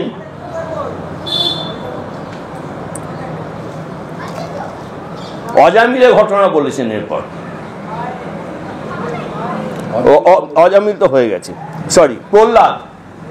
এরপর এলেন প্রহ্লাদ। ব্যাসদেবের বাহাদুরি আছে সত্যি। উনি কৃষ্ণ কথা বলবার ওনার উদ্দেশ্য, কৃষ্ণ কথা বলতে গিয়ে একটু একটু একটু একটু করে অগ্রসর হচ্ছেন। কিভাবে কৃষ্ণ কথা শুনতে গেলে, যেমন কোনো একটা জিনিস করতে গেলে তার আগে একটা ট্রেনিং এর দরকার হয়, কৃষ্ণ কথা শুনতে গেলে, কৃষ্ণ কথা বুঝতে গেলে, কৃষ্ণ কথা ভাবতে গেলে সেই কান হওয়া দরকার, সেই মন হওয়া দরকার, সেই দেহ হওয়া দরকার, সেই বুদ্ধি হওয়া দরকার, তবে কৃষ্ণ কথা শোনবার অধিকারী হয়। সেই জিনিসটা হওয়ার জন্য ব্যাসদেব একটা একটা একটা একটা ঘটনা করে আমাদের আস্তে আস্তে আস্তে শিক্ষা দিচ্ছেন। এই হচ্ছে ভক্তি রাজ্য, এই হচ্ছে ভক্তের রাজ্য, এই হচ্ছে ভগবানের সেবার রাজ্য, এই হচ্ছে আমাদের সংসারের নিয়ম। পরপর নিয়ে শিক্ষা দিয়েছেন। এরপরে এসেছেন প্রহ্লাদের কথা বলেছেন। প্রহ্লাদের কথা বলতে গিয়ে বলেছেন, প্রথম যে কথাটা বলেছেন, যখন ধরিত্রী, যখন হিরণ্যকশিপুর অত্যাচারে যখন থরহরি কম্পন, তখন ধরিত্রী সকল ভগবানের কাছে গেছিলেন আশ্রয় নেওয়ার জন্য, বলে আমাদের রক্ষা করুন, ব্যবস্থা করুন। ভগবান তখন কি বলেছিলেন? ভগবান বলছে, হ্যাঁ, আমার ভক্ত প্রহ্লাদের ওপর যখন অত্যাচার হবে আমি তখন আসবো। আমার ভক্ত প্রহ্লাদের উপর যখন অত্যাচার হবে তখন আমি আসবো। প্রহ্লাদটা কে? প্রহ্লাদকে এটা জানা দরকার আছে। এর পেছনে বিশাল বিজ্ঞান আছে, যে বিজ্ঞান বহুদিন বিজ্ঞান জগৎ জানতো না, যেটা ভাগবত আগে থেকে জানিয়ে গেছেন। ভাগবত আগে থেকে জানিয়ে গেছেন। তখন হিরণ্যকশিপু সাধনা করতেন, হিমালয় গিয়ে বসে আছেন। কি সাধনা করবেন? অমরত্ব লাভ করার জন্য সাধনা করছেন। এই খবর যখন দেবতারা পেলেন, তারা আক্রমণ করলেন অসুর রাজ্য। এই সুযোগ ধ্বংস করল অসুর রাজ্য। হিরণ্যকশিপু নেই এখন, আক্রমণ করে ওষুধ দিয়ে পরাজিত করলেন। পরাজিত করার পর কি কাকে পেলেন? হিরণ্যকশিপুর স্ত্রীকে পেলেন, কয়দু। কয়দু তখন গর্ভবতী। ইন্দ্র তাকে ধরে নিয়ে যাচ্ছেন কয়দুকে। এমন সময় নারদ বড় অপূর্ব, প্রতিটি লীলা নারদ সংগঠিত করেছেন, প্রতিটি বিপদ থেকে মানুষকে নারদ রক্ষা করেছেন। সেই নারদ ঠিক সময় মতো ঠিক জায়গায় উপস্থিত। ইন্দ্রকে বলে, কি তুমি কি করছো? কি তুমি একটা গর্ভবতী নারীকে নিয়ে যাচ্ছ? মহা অন্যায় হচ্ছে এটা। তখন অসুররাও এই কথা শুনতেন, যেটা আজকে কেউ শোনে না। অসুররাও এই কথা শুনতেন। সে থমকে গেল, বলে, হ্যাঁ তুমি এক নারীকে নিয়ে যেতে পারো না, সে গর্ভবতী। বলে, না, আমি নারীর তো কোনো ক্ষতি করবো না, এর যে সন্তান হবে তাকে আমি মারবো, এই হিরণ্যকশিপুর সন্তান। তখন নারদ বললো, না না, তুমি করতে পারো না, নারী অবমাননা করতে পারো না, তুমি ছেড়ে দাও। সে কয়দুকে ছেড়ে দিলেন। নারদ কয়দুকে নিয়ে তার যে আশ্রমে নিয়ে আসলেন। নারদের আশ্রম মানে কি? সবসময় ভগবানের কথা, ভগবানের পাঠ, ভগবত আলোচনা, ভগবত সাধনা নিরন্তর চলছে। এই কয়দুর গর্ভে প্রহ্লাদ থেকে, গর্ভে থাকাকালীন সে নারদের মুখে ঠাকুরের কথা শুনেছে। শুনে শুনে শুনে শুনে তার সেই জ্ঞান হয়েছে, তার সেই বুদ্ধি হয়েছে, তার সেই ভক্তি হয়েছে। প্রহ্লাদ তৈরি হয়েছে। মাতৃগর্ভে থেকে তার সৎসঙ্গ লাভ হয়েছে, মাতৃগর্ভে থেকে জ্ঞান লাভ হয়েছে, যেটা আজকের বিজ্ঞান জানতে পেরেছে। হ্যাঁ, মাতৃগর্ভে থাকাকালীন সন্তানের জ্ঞান লাভ হয়, যার জন্য বলা হয় মাকে সেই সময় ভালো ভালো ভক্তিগ্রন্থ পাঠ করো, পূজা আর্চা করো, ভালো জায়গায় থাকো, এই জিনিস বলা হয় এই জন্য। কারণ গর্ভে থেকেই সন্তানের শিক্ষা শুরু হয়, এটা আজকের বিজ্ঞান জেনেছি। ভাগবত এটা কবে বলে গেছে, এটা আমরা অনেক আগে থেকে জানতাম। এই ফল আমরা দেখলাম প্রহ্লাদ হলে এই গর্ভে থাকাকালে, আর এই জ্ঞান লাভ তার হলো। এইবার প্রহ্লাদকে নিয়ে সমস্যা হলো। প্রহ্লাদ যখন জন্ম হলো, তখন প্রহ্লাদকে শিক্ষা দিচ্ছেন ষণ্ডমর্গ। নাম কি? ষণ্ড আর মর্গ, বাবা। প্রহ্লাদকে তার জ্ঞান দিচ্ছেন, শিক্ষা দিচ্ছেন। শিক্ষা দিয়ে তখন সে ভাবলো এবার রাজার কাছে নিয়ে যাই, একটু ভালো ভালো কথা বলবে, আমি এখানে পুরস্কার পাবো। তো রাজার কাছে নিয়ে গেছেন। রাজা বললেন কি তোমার কর্তব্য? ও সমস্যা আমার সরবিদাস শরণগতি স্তোত্র তাকে হিরণ্যকশিপু শিখিয়ে দিলেন, কি কি করলে ভগবান লাভ হয়। হিরণ্যকশিপু এই কথা তুই করাতে শিখলি? স্বর্ণমর্গ তুমি এই কথা শিখিয়েছো? বলে না, আমি তো শিখাইনি। এই কথা শিখলো কি করে? আরে তো ঠিক করে শিখিয়ে দাও। কারণ সে তো গর্ভে থেকে তার এই শিক্ষাটা হয়ে গেছে। স্বর্ণমর্গ তাকে কি শিক্ষা দেবে? বারবার যখন প্রহ্লাদ আসছে, প্রহ্লাদ বারবার ভগবান বিষ্ণু কথা, ভগবান এ কথা শুনে যাচ্ছে। হিরণ্যকশিপু খেপে লাল হয়ে গেল, না এবার একে শেষ করে ফেলো, মেরে ফেলো একে। মারবার কত রকম চেষ্টা করা হলো, তবে বিষ খাওয়ানো হলো, মারা গেল না। শুল দিয়ে খোঁচানো হলো, মারা গেল না। পাহাড় থেকে ফেলে দেওয়া হলো, মারা গেল না। হয় নাকি সব জিনিস? ভাগবত লিখে একটা আজগুবি লিখে দিলি, একটা বাচ্চাকে পাহাড়তে ফেলে দিয়েছে, মরবে না? একটা শুল দিয়ে খোঁচাচ্ছে, মরবে না? আপনার যা খুশি লিখে দেন, আমরা ভক্তি করে পাঠ করে যাবো। প্রশ্ন করুন, কি আপনার ধর্মগ্রন্থ? এসব কথা লিখেছেন আর আপনি বিশ্বাসই করছেন, আপনি বলছেন সবাই বসে শুনছে, এই আপনার ধর্মগ্রন্থ? মনে হতে পারে তো, মনে হতে পারে তো। তাহলে আমি বলি কয়েকটা ঘটনা, মনে তো হতেই পারে। তাহলে বলি কয়েকটা ঘটনা। এই প্রতিটি জিনিস সত্য, প্রতিটি জিনিস সত্য। আমি বলি, আমার দাদু সতীন্দ্রনাথ দাশগুপ্ত, উনি যাচ্ছেন ট্রেনে করে, নিশ্চিত মৃত্যু থেকে মানুষ কেমন রক্ষা হয়। উনি ট্রেনে করে ট্রেন ধরবেন। এই ঘটনাটা যেটা বলছি, ঘটনাটা 100 বছর আগেকার ঘটনাও নয়। উনি দিল্লি স্টেশন থেকে ট্রেনে উঠেছেন, যাবেন অফিসের কাছে, কোনো একটা জায়গায় যাবেন, কোথায় যাবেন আমার জানা নেই। এবং যাওয়ার সময় মাঝপথে যখন বাড়ি থেকে বেরোচ্ছেন, হঠাৎ একটা কুলি এসে তাকে বললো, সাব আপে গাড়ি সে মত যাইয়ে। আমি ভগবানকে কাছে প্রণাম করে যাচ্ছি, তুই গেলে তুই যা, চলে যাও। স্টেশনে গেলে ট্রেনে উঠতে যাচ্ছেন, আবার একটা কুলি, সাব আপে গাড়ি সে মত যাইয়ে। ও শুনলো না, ট্রেনে উঠে বললেন। তারপর ট্রেন মাঝরাতে ট্রেনে এক জায়গায় দাঁড়িয়েছে, উনি রেলে উচ্চ বস্তে কাজ করেন। ট্রেনে ঠক করে দরজা হয়েছে, দরজা করে দেখে আবার একই গলা, সাপে গাড়ি সে মত যাইয়ে। বারবার একটা লোক একই কথা বারবার বারণ করছে। উনি তাড়াতাড়ি ট্রেন থেকে নেমে আসলেন, নেমেছে রাত্রে গাড়ি ফাড়ি ধরে কষ্ট করে আবার দিল্লি ফিরে আসলেন। পরদিন সকালে খবর কাগজ নিয়ে তার যখন ছেলে এসে দেখলেন, সে ছেলে খবরে ফার্স্ট কাগজে হেডিং হচ্ছে, ওয়ার্স্ট রেলওয়ে ডিজাস্টার ইন বিহিতা। এখনো রেলওয়ে এত বড় দুর্ঘটনা এখনো হয়নি, গুগল সার্চ করলে আপনারা পাবেন, ওয়ার্স্ট রেলওয়ে ডিজাস্টার ইন বিহিতা। এই বিহিতা railway ডিজাস্টারে first class কম্পার্টমেন্টে Satindranath Dasgupta থাকার কথা। তাকে ভগবান একটা কুলিকে দিয়ে জোর করে ট্রেন থেকে নামিয়ে দিয়েছেন তাকে রক্ষা করার জন্য। নিশ্চিত মৃত্যুর হাতে বেঁচে গেলেন। এবং কাগজে যে first class compartment reduce to match sticks, মানে ডিসপ্লে কাঠের মতো টুকরো টুকরো হয়ে গেছে, নিশ্চিত মৃত্যু ছিল। ভগবান বাঁচে। আরেকটা ঘটনা বলি, এই ভদ্রলোক সতীন্দ্রনাথ দাশগুপ্ত, উনি গাড়োয়াল পাহাড়ের ওপর দিয়ে যাচ্ছেন, খাদের ওপর দিয়ে যাচ্ছেন, একদিকে পাহাড়, নিচে খাদের ধার দিয়ে যাচ্ছেন। এমন সময় রাস্তায় হঠাৎ একটা পাহাড়ি ভল্লুক দেখে উনি যে ঘোড়ার পিঠে ছিলেন, ঘোড়াটা ভয় পেয়ে পা তুলে দাঁড়ালো, পা স্লিপ করে একবার খাদের মধ্যে পড়ে গেল। হু হু করে উনি খাদের মধ্যে পড়ে যাচ্ছে, ঘোড়া সমেত। এমন সময় উনি দেখলেন, আমি যার কথা বলতে চাইছি ইনি সম্পর্কে আমার দাদু হন, আমি কোনো অতীতের গল্প বলছি না, আমাদের পরিবারের ঘটনা বলছি। তিনি দেখলেন হু হু করে খাদের মধ্যে পড়ে যাচ্ছেন, তারপর উনি তার ইষ্টদেব, এই যার ছবি এখানে আছে, তাকে স্মরণ করলেন, বলে আমাকে রক্ষা করুন।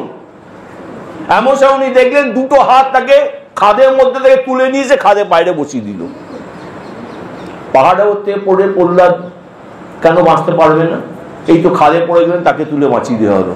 তার প্রহ্লাদ পাহাড় থেকে পড়ে বাঁচতে পারে, প্রহ্লাদকে বিষ খাওয়ালে বাঁচতে পারে, আগুনে পড়লে বাঁচতে পারে, আগুনে পড়লে বাঁচতে পারে। সেই ঘটনা দেখেছি, আমি দেখি না, আমার দাদা দেখেছেন। কুচবিহারে আমাদের ধর্মসভা হচ্ছিল, সেখানে আমার দাদা আছে, তখন আমার বয়স কম ছিল, আমি যাইনি, আমার দাদারা গেছিলেন কুচবিহারে ধর্মসভা করতে। সেখানে একটা বিশাল যজ্ঞ হচ্ছিল, বিশাল যজ্ঞ কুণ্ডে যজ্ঞ হচ্ছে, এবং যজ্ঞ যখন হয়ে যাওয়ার পরে যজ্ঞ প্রদক্ষিণ করছিলেন গ্রামের কতগুলো মহিলা। তার মধ্যে একজন মহিলা পা স্লিপ করে যজ্ঞ কুণ্ডের মধ্যে পড়ে গেলেন। সে যজ্ঞ কুণ্ড বিশাল, মানে এই ঘরটার মধ্যে যজ্ঞ কুণ্ডে পড়ে দাউ দাউ আগুনের মধ্যে ধপাস কুণ্ডে পড়ে গেলেন। সবাই চেঁচিয়ে উঠলেন, জয় উপেন্দ্রবন, রক্ষা করুন। এনাকে বললেন, শুধু এনা না, যে কোনো সীতানন্দ সংখ্যা দিয়ে স্মরণ করলে একই লাভ হবে, রক্ষা করবো। সবাই চেঁচিয়ে উঠলেন। তাতে সেই মহিলাকে যজ্ঞ আগুনের কুণ্ড থেকে তুলে নিয়ে এসে বাইরে দাঁড় করানো হলো, কাপড়ে একটা সুতো আগুনে পড়েনি। তাহলে প্রহ্লাদ কেন আগুন থেকে বাঁচবে না? আমি দু তিনটে ঘটনা বললাম। এই সীতানন্দ সংখ্যার যে ঘটনা বলি, উনি ফিরছেন দ্বারকা থেকে ফিরছেন, ফেরবার সময় বাসে করে এসছেন খান্ডুয়া স্টেশনে ট্রেনে উঠবেন। ট্রেনে উঠবার সময় তখন ট্রেন মাত্র 5 মিনিট দাঁড়াবে, তার সঙ্গে 40 জন লোক আছে। এত লোক 5 মিনিটের ট্রেনে উঠবে কি? আপনার হয়তো ঘটনাটা জানেন, আমি স্মরণ করছি। 5 মিনিটের 40 লোক ট্রেনে উঠবে কি করে? তার দলের মধ্যে 2-1 রেলের অফিসার ছিলেন, তারা ভাবে আমি রেলের অফিসার, আমি ব্যবস্থা করে দেবো। ছুটে চলে গেলেন ড্রাইভারের কাছে, আপনি ট্রেনটা খানিক্ষণ দাঁড় করান, আমার এত লোকজন উঠবে। ড্রাইভার বললো, দেখুন আমার এই অধিকার নেই দাঁড় করিয়ে রাখার, আমার 4 মিনিটে ছাড়বো, আপনি যতবার রেলের অফিসার হন আমি আপনার কথা শুনতে পারবো না। সমস্ত অফিসারের সমস্ত অহংকার দম্ভ ভেঙে চুরে চুরমার হয়ে গেল। তারপরে সে গুরুদেবের কাছে বললেন, গুরুদেব কি করবো? তখন সীতারাম বাবা বললেন, এই আমি চেয়ারে বসলাম, যতক্ষণ না সীতারাম ট্রেনে উঠবে ততক্ষণ ট্রেন ছাড়বে না, তোমরা ট্রেনে উঠে পড়ো। তারপর 3 মিনিট হয়ে যাওয়ার পর ড্রাইভার ট্রেনে স্টার্ট দিচ্ছে, ট্রেন আর চালু হচ্ছে না। তখন সেই ড্রাইভার বললো, আরে ওই যে সাধুটা বসে আছে রোগার দিকে চেয়ারা, বড় জটালা, নিশ্চয়ই ওর কোনো ক্ষমতা আছে। এসে বলছে, বাবা আপনি রক্ষা করুন, ট্রেন না ছাড়লে আমার চাকরি চলে যাবে। বলে, হ্যাঁ ঠিক আছে, আমি ট্রেনে উঠছি, তারপর তোমার ট্রেন চলবে। উনি ট্রেনে উঠলেন, তারপর ট্রেনটা চললো। এই জিনিস আমরা দেখেছি, চোখের সামনে দেখেছি। এরকম শত ঘটনা আমি বলতে পারি।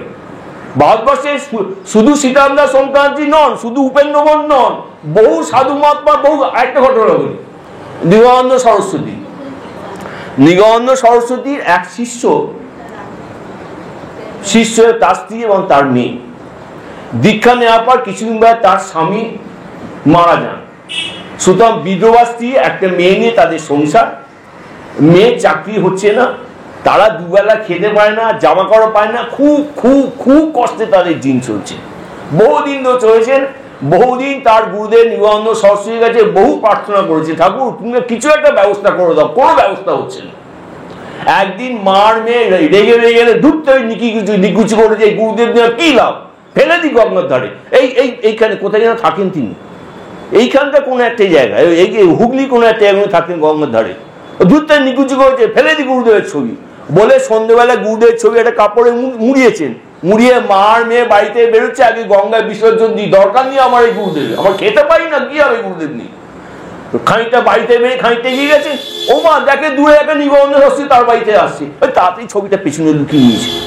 গুরুদেবকে দেখাতে পারেন আপনার ছবিটা ফেলতে যাচ্ছি, তাড়াতাড়ি পেছনে লুকিয়ে নিয়েছে। হ্যাঁ বাবা আপনি আসেন, এই তো তোদের বাড়িতে, তো আমি আসছি, তোদের বাড়িতে যাবো। নিগমানন্দ সরস্বতী তাদের বাড়িতে এলেন, 3 দিন তাদের বাড়িতে থাকলেন। যেহেতু নিগমানন্দ সরস্বতী এসেছেন, বহু শিষ্য মিশ্র দলে দলে লোক তাদের বাড়িতে আসবে। 3 দিন ধরে খাওয়া দাওয়া, যজ্ঞ পুজো পাঠ, হই ব্যাপার। সবাই চলে গেলেন, এই আর ছবিটা ফেলা হলো না, লুকিয়ে লুকিয়ে বাড়িতে এনে ছবিটা আবার দাঁড় করিয়ে দিলেন। নিগমানন্দ সরস্বতী আবার 3 দিন পরে ফিরে চলে গেলেন। তার সপ্তাহখানেক পরে মেয়েটির একটি চাকরি হলো, ভালো গভর্নমেন্টের চাকরি হলো। চাকরি হওয়ার পর বললো, সত্যি তো ঠাকুর বাড়িতে এসেছিলেন, তাই মেয়েটা চাকরি হলো, যাই একবার ঠাকুরকে সন্দেশটা দিয়ে আসি, খবর দিয়ে আসি ঠাকুরকে। ঠাকুর কোথায় আছে খোঁজ কর নিলেন, বলে উনি এখন হরিদ্বারে আছেন। মা আর মেয়ের একটা ছুটির দিনে হরিদ্বারে গেছে নিগমানন্দ সরস্বতীর সঙ্গে দেখা, হরিদ্বার না, হ্যাঁ হরিদ্বারে আছে, দেখা করতে গেছে। গিয়ে যখন আশ্রমে ঢুকেছেন, ঢুকে বলে বাবার সঙ্গে দেখা করবো। তোরা বললো বাবার সঙ্গে দেখা করুন, বাবার তো এখন শরীর খুব খারাপ। শরীর খারাপ কি হয়েছে? ও আপনি জানেন না, উনি তো গত 2 মাস শয্যাশায়ী, 2 মাস কোথাও বেরোননি, যাননি কোথাও। তাহলে গত মাসে যে আমাদের বাড়িতে গেছিলেন,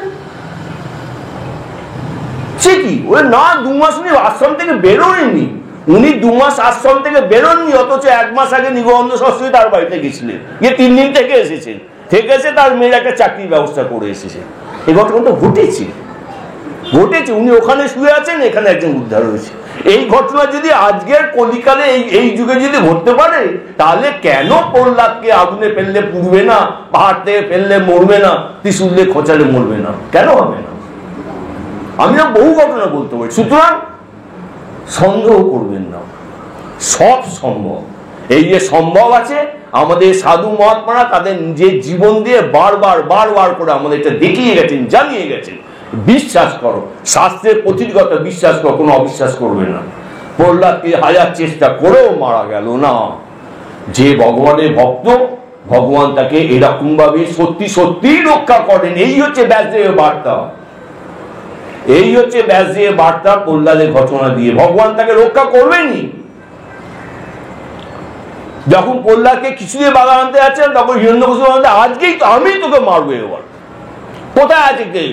তুই কার বলে এত বলিদান হচ্ছিস? তুই আমার বিরোধিতা করিস? বলে কেন? তার শক্তিতে সবাই শক্তিমান, তুমিও তার শক্তিতে শক্তিমান, আমিও তার শক্তিতে শক্তিমান। সে বিষ্ণু শক্তি। কোথায় তোর বিষ্ণু? দেখাতে পারিস? সব জায়গায় আছে, এই থামের মধ্যে আছে। হ্যাঁ আছেন। ওই যে ভক্ত বলে থামের মধ্যে আছেন, ভগবান থামের মধ্যে থেকেই বেরোবেন। ভগবান ভক্ত যা চাইবেন ভগবান তাই করবে। মারলেন থামে একটা খড়গ দিয়ে মারলেন, সঙ্গে সঙ্গে নৃসিংহদেব বেরিয়ে আসলেন। আর বেশি বিস্তার করছি না, বিস্তার করতে গেলে অসুবিধা আছে, বহু সময় চলে যাবে। নৃসিংহদেব বেরিয়ে আসলেন, হিরণ্যকশিপু বধ হলো। এই ঘটনা দিয়ে ব্যাসদেব আমাকে জানালেন, ভক্ত সব সময় সুরক্ষিত, ভগবান ভক্তকে রক্ষা করার জন্যই ব্যস্ত হয়ে আছে। এই হচ্ছে ভক্তের মহিমা। এরপরে ব্যাসদেব আমাদের কি জানালেন? ধ্রুবর পরে বোধহয় আমাদের আছে, বোধহয় অম্বরীশের ঘটনা আছে। ও হয়তো ফোন টোন আসে কেন আবার ধরতে।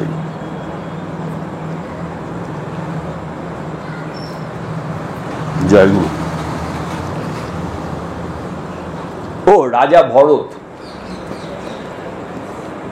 ভরতের ঘটনা দিয়ে ব্যাসদেব আমাদের কি শিখিয়েছেন? রাজা ভরত রাজর্ষি ছিলেন। রাজা যেমন ছিলেন, উনি রাজপাট ছেড়ে দিয়ে এবার উনি সাধনা করতে বসেছেন। সাধনা করছেন, দীর্ঘদিন সাধনা করছেন। আপনারা ঘটনা সবই জানেন। সাধনা করতে এমন সময় বাঘ তাড়া করতে কতগুলো হরিণ সামনে নদী পেরিয়ে চলে যেতে গিয়ে একজন হরিণ সন্তান সম্ভব ছিল, তার প্রসব হয়ে যায়। হরিণও পালিয়ে যায়, বাঘ যা করেছে চলে গেছে। ওই বাচ্চা হরিণ শাবকটা নদীর মধ্যে পড়ে হাবুডুবু খাচ্ছিলেন। তাকে রাজা ভরত তুলে নিয়ে এসে তার সেবা শুরু করলেন। সেবা করতে গিয়ে কি হলো, দিনরাত হরিণের কথা ভাবছেন। হরিণের কথা ভাবতে ভাবতে উনি যার জন্য রাজপাট ফেলে দিয়ে সাধনা করতে আসলেন ভগবান পাওয়ার জন্য, সব চলে গেল। আর দিনরাত হরিণ নেই, পড়ে আছে। হরিণের সঙ্গ করেছেন দিনরাত। এই হরিণের সঙ্গ করতে করতে শেষ মুহূর্তে যখন মারা যাচ্ছেন, তখন হরিণের কি হবে এটা ভাবতে ভাবতে তার মৃত্যু হলো। তার ফল কি হলো? এই যে সাধনা করেছেন ভগবান তাকে তাই জন্য দয়া করে তাকে স্মৃতিটা দিলেন, কিন্তু হরিণের সঙ্গ করেছেন বলে তাকে হরিণ জনি দিলেন ভগবান। তুমি যেমন সঙ্গ করবে সেই ফল লাভ হবে। সুতরাং খুব সাবধান, খুব সাবধান। সঙ্গ যখন করবেন খুব চুজি হতে হবে, সিলেক্ট করতে হবে। হ্যাঁ, আমাদের সংসারে বিভিন্ন কাজ করতে গিয়ে, অফিস করতে গিয়ে, কাজকর্ম করতে গিয়ে বহু লোকের সঙ্গে মিলতে হবে, ঠিক আছে, ওই পর্যন্তই, তার বেশি নয়। আমি আমার জগৎ আলাদা, আমি সেই জগৎ নিয়েই থাকবো। বাইরে তোমার সঙ্গে কথাবার্তা সঙ্গ যা হচ্ছে ঠিক আছে, কিন্তু তুমি আমার সব নয়। তার সঙ্গে আমার বেশি সঙ্গ নয়, আমার অন্তর থাকবে অন্য জায়গায়। বাইরে যা কাজই করুক, ভরত হরিণ সঙ্গ করলেন, তাই হরিণ জীবন লাভ করলেন, কিন্তু তার স্মৃতি রইল আমি ওই ছিলাম। সেই হরিণ জীবন শেষ হয়ে গেল, তারপর আবার মনুষ্য জীবন লাভ করলেন। এবার সেই ভরতের সেই স্মৃতি তখনও ভগবান তাকে দিয়েছেন, কারণ তাকে উদ্ধার করবেন ভগবান। তার সমস্ত জ্ঞান রয়েছে, সমস্ত বুদ্ধি রয়েছে। এবার উনি কি করলেন, আমি এবার কারো কিছু সঙ্গ করব না, কোনো কিছু সঙ্গই করব না। এমনকি তাকে হাড় কাটে নিয়ে যাচ্ছে, গলা বললেন হ্যাঁ আমার গলা কেটে দাও, গলা কাটা হলো না, ভগবান রক্ষা করলেন। তাকে পালকি করে যাচ্ছেন আমাদের রঘুগণ রাজা পালকি করে যাচ্ছেন, তাকে সে পালকির সঙ্গে জুড়ে দিয়েছে, পালকি উঠতে যাচ্ছে। রঘুগণ রাজা বললেন আর তোমার এই হৃষ্টপুষ্ট চেহারা, তুমি একটা পালকি বহন করতে পারছো না, তোমার এই দেহের অবস্থা। তখন ভরত বললেন দেহটা কি সব, আমি দেহ নই, আমি আলাদা, আমি হচ্ছে আমার আত্মা। রঘুগণ বললেন হরি এই একটা কথা, একটা পালকি বেড়া বলছি, তাহলে নিশ্চয়ই কেউ একটা আছে, নিশ্চয়ই ব্রাহ্মণ হবে। সঙ্গে সঙ্গে এই হচ্ছে ভারতবর্ষের রাজা। এরা ব্রাহ্মণের সম্মান দিতে জানেন, পণ্ডিতের সম্মান দিতে জানেন, সাধু মহাত্মার সম্মান দিতে জানেন। এই ছিল ভারতবর্ষের রাজা, এই হচ্ছে ভারতবর্ষের ঐতিহ্য, এই হচ্ছে ভারতবর্ষের ধারা, এটাই ভারতবর্ষের ধারা। উনি সঙ্গে চেয়ে তা পায়ে পড়লেন, আপনি কে মহাত্মা? তখন ভরত রাজা তাকে বললেন আসলে রঘুগণ কিন্তু যাচ্ছিলেন জনক রাজার রাজসভায় আত্মতত্ত্ব শোনবার জন্য। মাঝখানে তার এই বুদ্ধি লোকটাকে আলাদা দিয়ে দিলেন। ভরত রাজা তাকে সেই জ্ঞান দিলেন, ভরত রাজার মুক্তি হলো।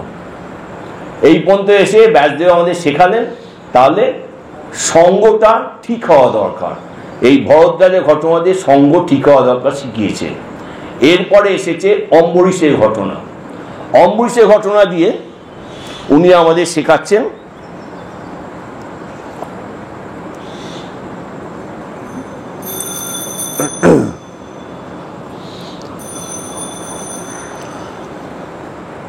অম্বরীশের কথা বলতে গেলে চলে আসে নভাগের কথা। নভাগ এক ব্রাহ্মণ ছিলেন, তার 4 পুত্র ছিলেন। তার সবার ছোট পুত্র নাম হচ্ছে নাভাগ, নভাগের ছেলে নাভাগ। সে গুরুগৃহে পাঠ নিতে গেছেন, পাঠ নেওয়ার পর সেই গুরুগৃহে থেকে গেছে, সেখানে ব্রহ্মচর্য পালন করছে। অন্যান্য ভাইরা ভেবেছে নাভাগ বোধহয় আর ফিরবে না, তাই বাবার যা সম্পত্তি ছিল ভাইরা নিজের মধ্যে ভাগ বাটোয়ারা করে নিয়েছে। সংসারে যা হয়, যে নেই তাকে বঞ্চিত করে অন্যান্য সবাই ঘর বাড়ি অমুক সব ধকবার ভাগ করে নিয়ে তারা খুশিতে জীবন করাচ্ছে। এমন সময় নাভাগ বাড়িতে ফিরে আসলো। নাভাগ ফিরে তার বড় ভাইরা বলল নাভাগ ফিরে এসছি কি করে? নাভাগ এসে বললো তাহলে আমার জন্য কি রেখেছো তোমরা? ওই তোর জন্য বাবাকে রেখেছি। বাবা তো অতর্বৃদ্ধ বাবা হয়েছে, আর কি করবে? সম্পত্তি সব দাদা নিয়েছে, ছেলে তো ভাই এসে তোর বাবা রেখেছে। ও তো বাবা দাদার বললো আপনাকে আমার ভাগে রেখেছেন। তাকে নবাব তাকে বললেন দেখ তোর দাদারা তোকে বোকা বানাচ্ছে, তোকে সবকিছুতে বঞ্চিত করলো, তো একটা কাজ কর, আমি তো একটা ব্যবস্থা করে দিই। কিছুদিন বাদে অঙ্গিরা ঋষি এবং তার শিষ্যরা এখানে এসে যজ্ঞ করবে। সেই যজ্ঞে একটা জায়গায় এসে তারা তাদের শ্লোক বলতে ভুল করবে, তুই সেই শ্লোকটা ধরিয়ে দিবি, সেটা তুই জানিস, ধরিয়ে দিবি এবং কৃত্য কর্মটা করে দিবি। ওরা ভুল করবে, যজ্ঞটা ভুল করবে, ঠিক করিয়ে দিবি, তাহলে তোর উপর সন্তুষ্ট হবে, হলে ওরা তোকে দেবে, ধনরত্ন দেবে, তোর ধনরত্ন লাভ হবে। তাই দেখুন নবাব কি লেভেলে মহাত্মা ছিলেন। উনি আগেতে বলে দিলেন ও ঋষিরা যজ্ঞ করবে, ওখানে ভুল করবে, তুই গিয়ে তা ঠিক করে দিবি।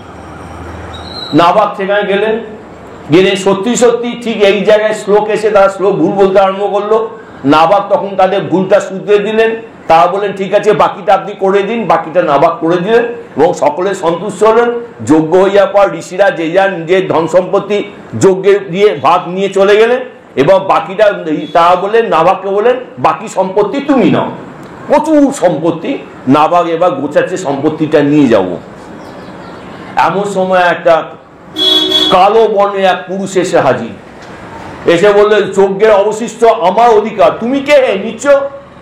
বলে আপনি কে? আমি রুদ্র, শিব, আমি রুদ্র, যজ্ঞ অবশিষ্ট আমার প্রাপ্য, তুমি যাও তোমার বাবাকে জিজ্ঞেস করো। ও আবার বাবার কাছে গেছে, বাবা বলে হ্যাঁ সত্যি তো রুদ্র, তো বাকিটা রুদ্র পাওয়ার কথা। এখানে দেখা গেল বাবাও সত্য কথা বলছেন, ছেলেও সত্যকে আশ্রয় করেছে।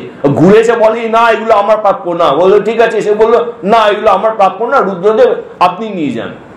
তখন সেই কালো বর্ণ পুরুষ ভগবান শিবের রূপ ধরলেন, ধরে বললেন আমি তোমার সত্যের ওপর যে প্রেম আছে তার জন্য আমি আনন্দ পেয়েছি, তুমি সমস্ত সম্পদ নিয়ে যাও। বাবার কথা শুনে বাবার সেবা করে সম্পদ লাভ হলো।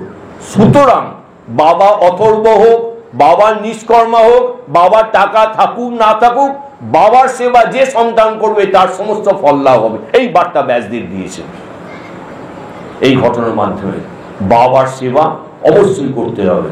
বাবা যে অবস্থায় থাকুন, হতে পারে বাবা ভিখিরি, হতে পারে বাবার বিদ্যা নেই, বাবার অর্থ নেই, বাবার মান নেই, বাবার যশ নেই, কিন্তু সে বাবা। বাবার সেবা যে সন্তান করবে তার সব লাভ হবে। এই শিক্ষা ব্যাসদেব দিয়েছেন এই ঘটনার মাধ্যমে।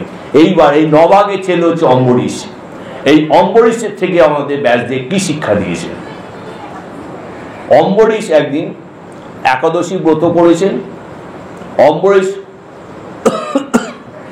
ব্রত তখন উদযাপন হয়নি, একাদশী হয়ে গেছে, পরদিন দ্বাদশী পারণ হবে, তবেই কিন খেতে পারবেন। এমন সময় এসে হাজির হলেন অগস্ত্য। অগস্ত্য এসে বললেন আমি ক্ষুধার্ত, আমার খাবারের ব্যবস্থা করো, আমি নদীতে চান করতে যাচ্ছি।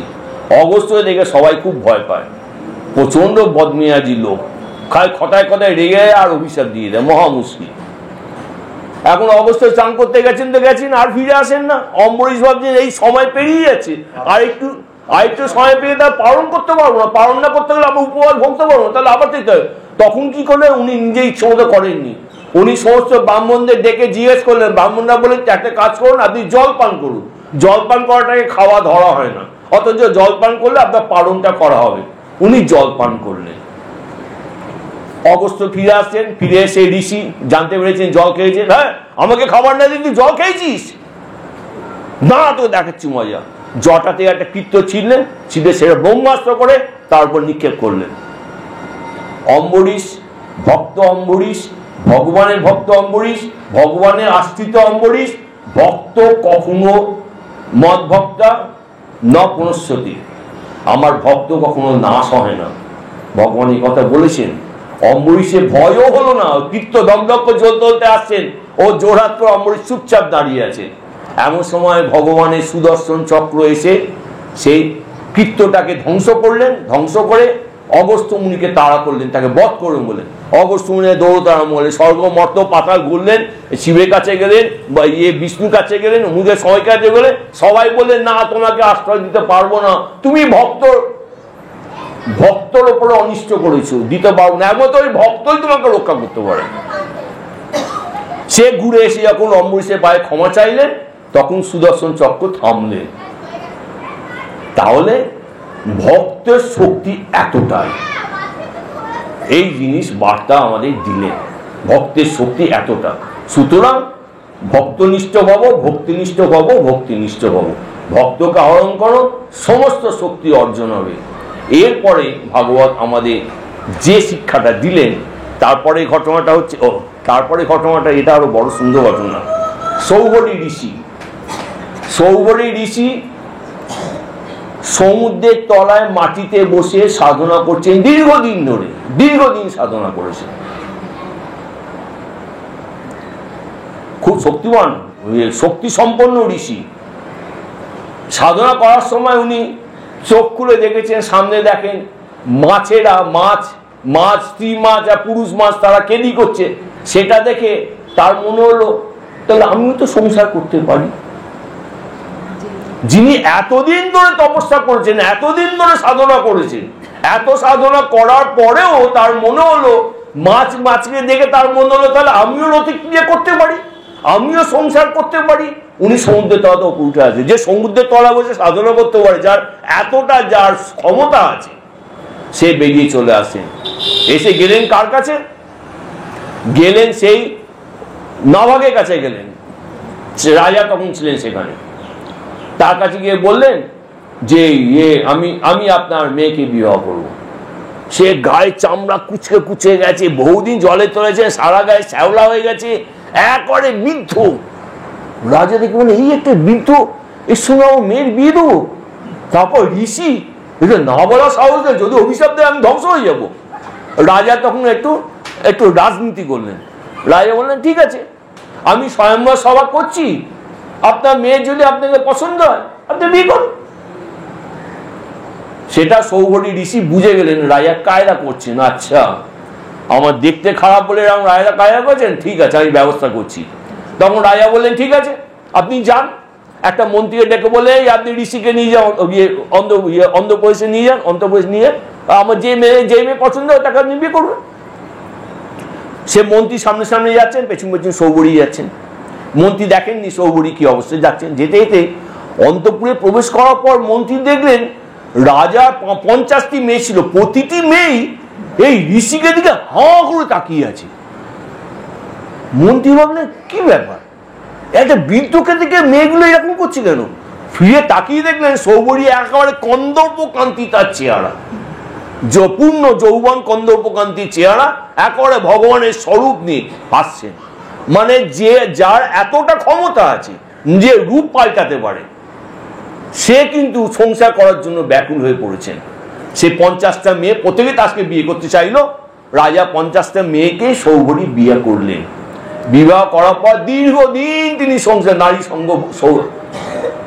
সঙ্গ করলেন। করার পর তার মনে হল, হঠাৎ তার মনে হল আমি কি করছি, আমার এতদিনের সাধন ভজন সব শেষ হয়ে গেল, আমি এই করছি না, সব ফেলে দিয়ে আবার চলে গেলেন সাধনা করতে। বার্তা কি, তুমি যত বড়ই সাধক হও না কেন, যত তোমার কিচ্ছু সাধনা থাকুক না যা কিছু, তুমি সাবধান। সাবধান কোথায়?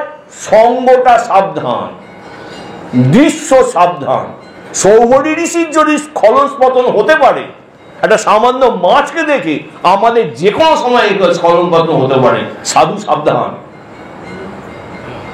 এরপরে কথাটা বলবো, আপনার শুনতে ভালো লাগবে না। আমরা টিভি খুলে সিরিয়াল দেখছি, সিরিয়ালে যত কুৎসিত লোকের কথা, যত আজে বাজে আলোচনা, আজে বাজে গল্প, সেই আমরা দিনরাত দেখছি, আমরা আনন্দ করছি, ভোগ করছি। এই যে সঙ্গটা করছি, এই সঙ্গ সর্বনাশের পথ, সর্বনাশের পথ। অনুক্ষণ আমরা এই সঙ্গ করছি। এই ভাগবত এই শিক্ষা আমাদের দিয়েছে, এই সঙ্গের জন্য এই ফল হতে পারে। ওই সাধুর যদি এই ফল হয় তাহলে তোমার কি অবস্থা হতে পারে? ব্যাসদেব এই শিক্ষা আমাদের দিয়েছেন, খুব সাবধান। এরপরে আমরা চলে আসলাম এবার কৃষ্ণ কথায় প্রবেশ করলে।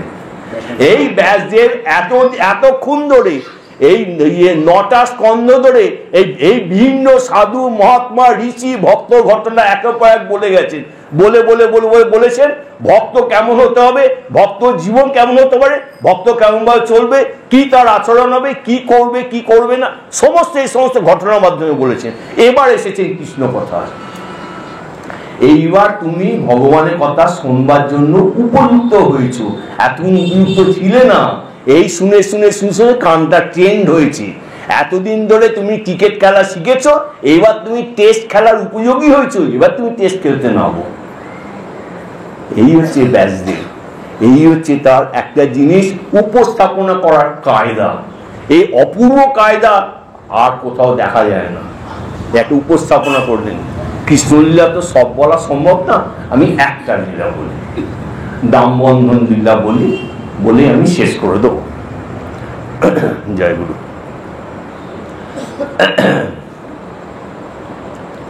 দেখুন, কোন মার কি ভালো লাগে যদি পাশের বাড়ির লোক এসে বলে আপনার ছেলেটা আমার বাড়িতে গিয়ে ক্ষীর ননি চুরি করে নিয়ে আসে, ওখানে গিয়ে ঢিল মেরে গিয়ে ফেলে দিচ্ছে, অঙ্ক করছে অঙ্কছে।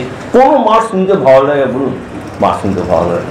মা ছেলেকে যত গালাগালি দিক, ছেলের নামে যত বদনাম করুক, যে আসবে আমার ছেলেটা একদম পড়াশোনা করে না, বাবার কথা শোনে না, দিন রাত মাথায় গালাগাল দিচ্ছে, কিন্তু পাশের বাড়ির লোক এসে বলে আপনার ছেলেটা দুষ্টু, মার শুনতে ভালো লাগবে না।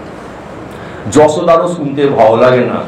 কৃষ্ণর নামে এসে আশপাশে যখন সবাই এসে যখন বলে যে তোমার ছেলে আমার ঘরে এসে ননি চুরি করে খায়, আরে ননি কাচ্ছে খাক, আর ননি হাঁড়িটাকে সে ভেঙে দিয়ে চলে যায়, আর ঘরে বাচ্চাগুলো ঘুমাচ্ছে তাদের খোঁচা দিয়ে জাগিয়ে দেয়। এই কি দিন রাত আমাদের অত্যাচার করছে, দিন রাত যশোদার সঙ্গে এই রিপোর্ট আসছে। কি করবেন?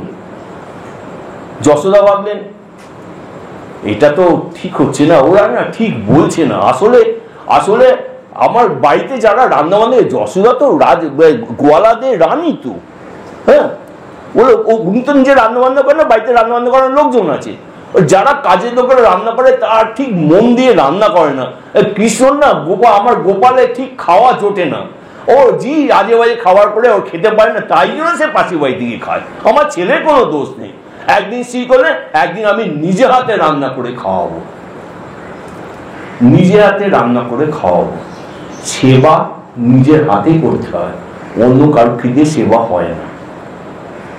বলি কুলানন্দ ব্রহ্মচারী তাদের আশ্রমে দুর্গা পুজো হচ্ছে, ওনার 105 106 জ্বর, বেহুশ হয়ে বিছানায় পড়ে আছেন।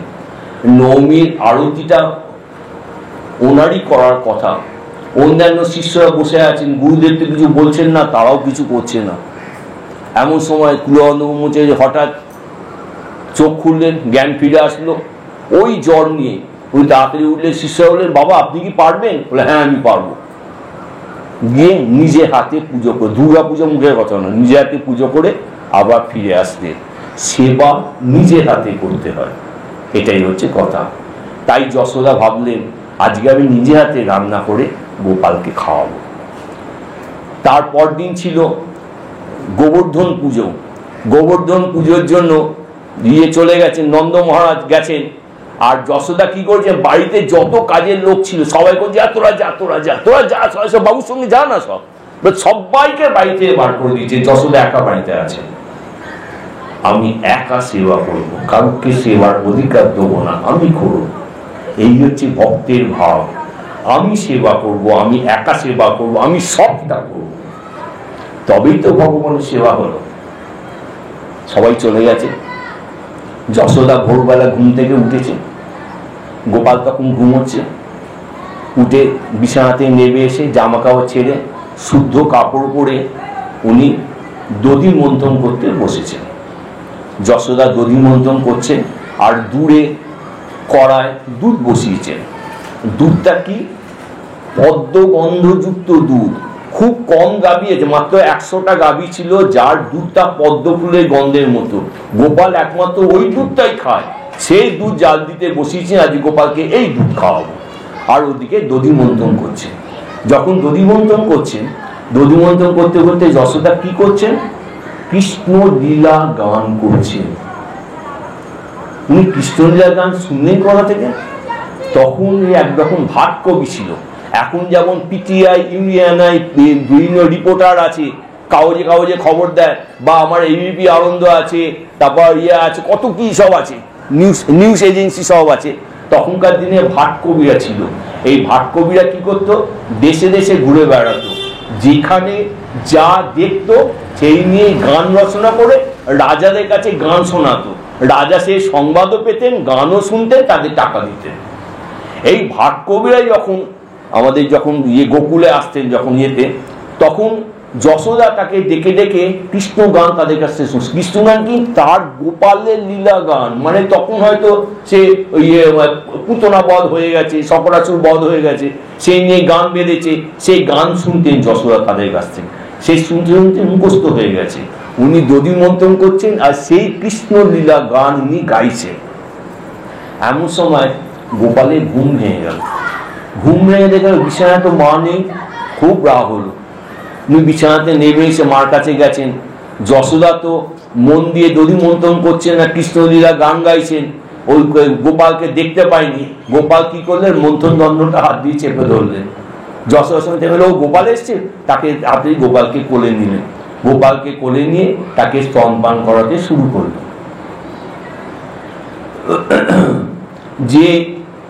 যে গোপালে পেটের ভেতরে জগৎ সংসার বাস করছে, যে গোপালের মুখের ভেতরে, সেই আমরা দেখেছি না, যখন মার্কণ্ড মুনি যখন সপ্তকল্পজীবী ছিলেন, প্রলয়কালে যখন বটপত্রশায়ী কৃষ্ণকে দেখেছিলেন, মনে আছে সেই ঘটনা?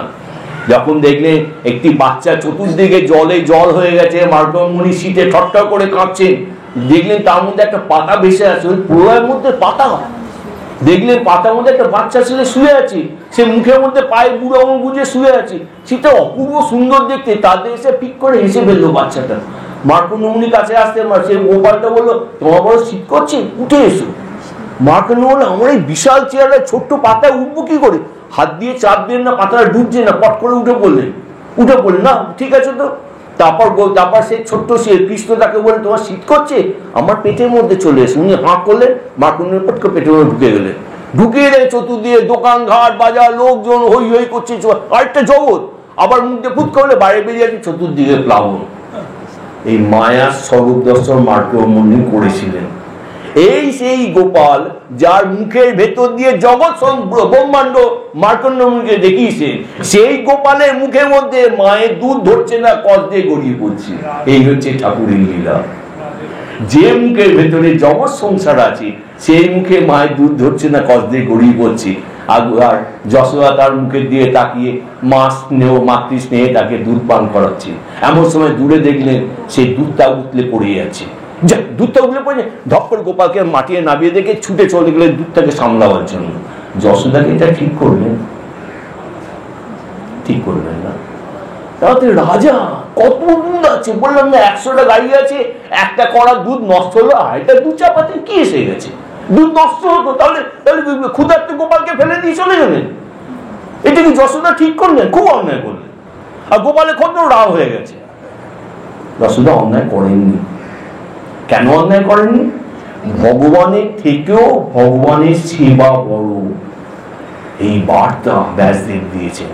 ভগবানের সেবাটা কি? ওই দুধটা, ওই দুধ জাল দেওয়াটা ভগবানের থেকেও বড়, কারণ ওটা দিয়ে ভগবানের সেবা হবে। গোপালকে নাবিয়ে যে দুধটা রক্ষা করতে গেছেন, যশোদা কোনো অন্যায় করেননি। ভগবানের সেবা বড় কেন? কোথায় পেয়েছি আমরা? পেয়েছি যখন সন্তদাস বাবাজি, সন্তদাস বাবাজি তার আশ্রমে একদিন বসে আছে, রামদাস কাঠিয়া তখন মহন্ত। সেই দিনকে বাইরে আশ্রমে কোনো একটা উৎসব হবে, কয়েক হাজার লোক পোশাক পাবে।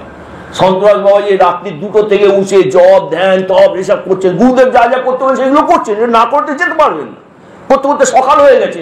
এমন সময় রামদাস কাঠিয়া বাবা রেগে গেছে, প্রচন্ড হয়ে গেছে, তুই করছিস, পুজো করছিস, আজ এত লোক খাবে, এত লোকের সেবা হবে, তুই পুজো করছিস বসে বসে। প্রচন্ড রাগারাগি। তাড়াতাড়ি উঠে বললেন, পুজো করার থেকেও ভক্তরা আসবে, তাদের সেবা করবে, সেটা আগে দরকার। সেবাটা বড়, ভগবানের থেকে ভগবানের সেবা বড়। যশোদা দুধটা সামলা থেকে ভুল কিছু করেননি, কিন্তু গোপালের রাগ হয়ে গেল।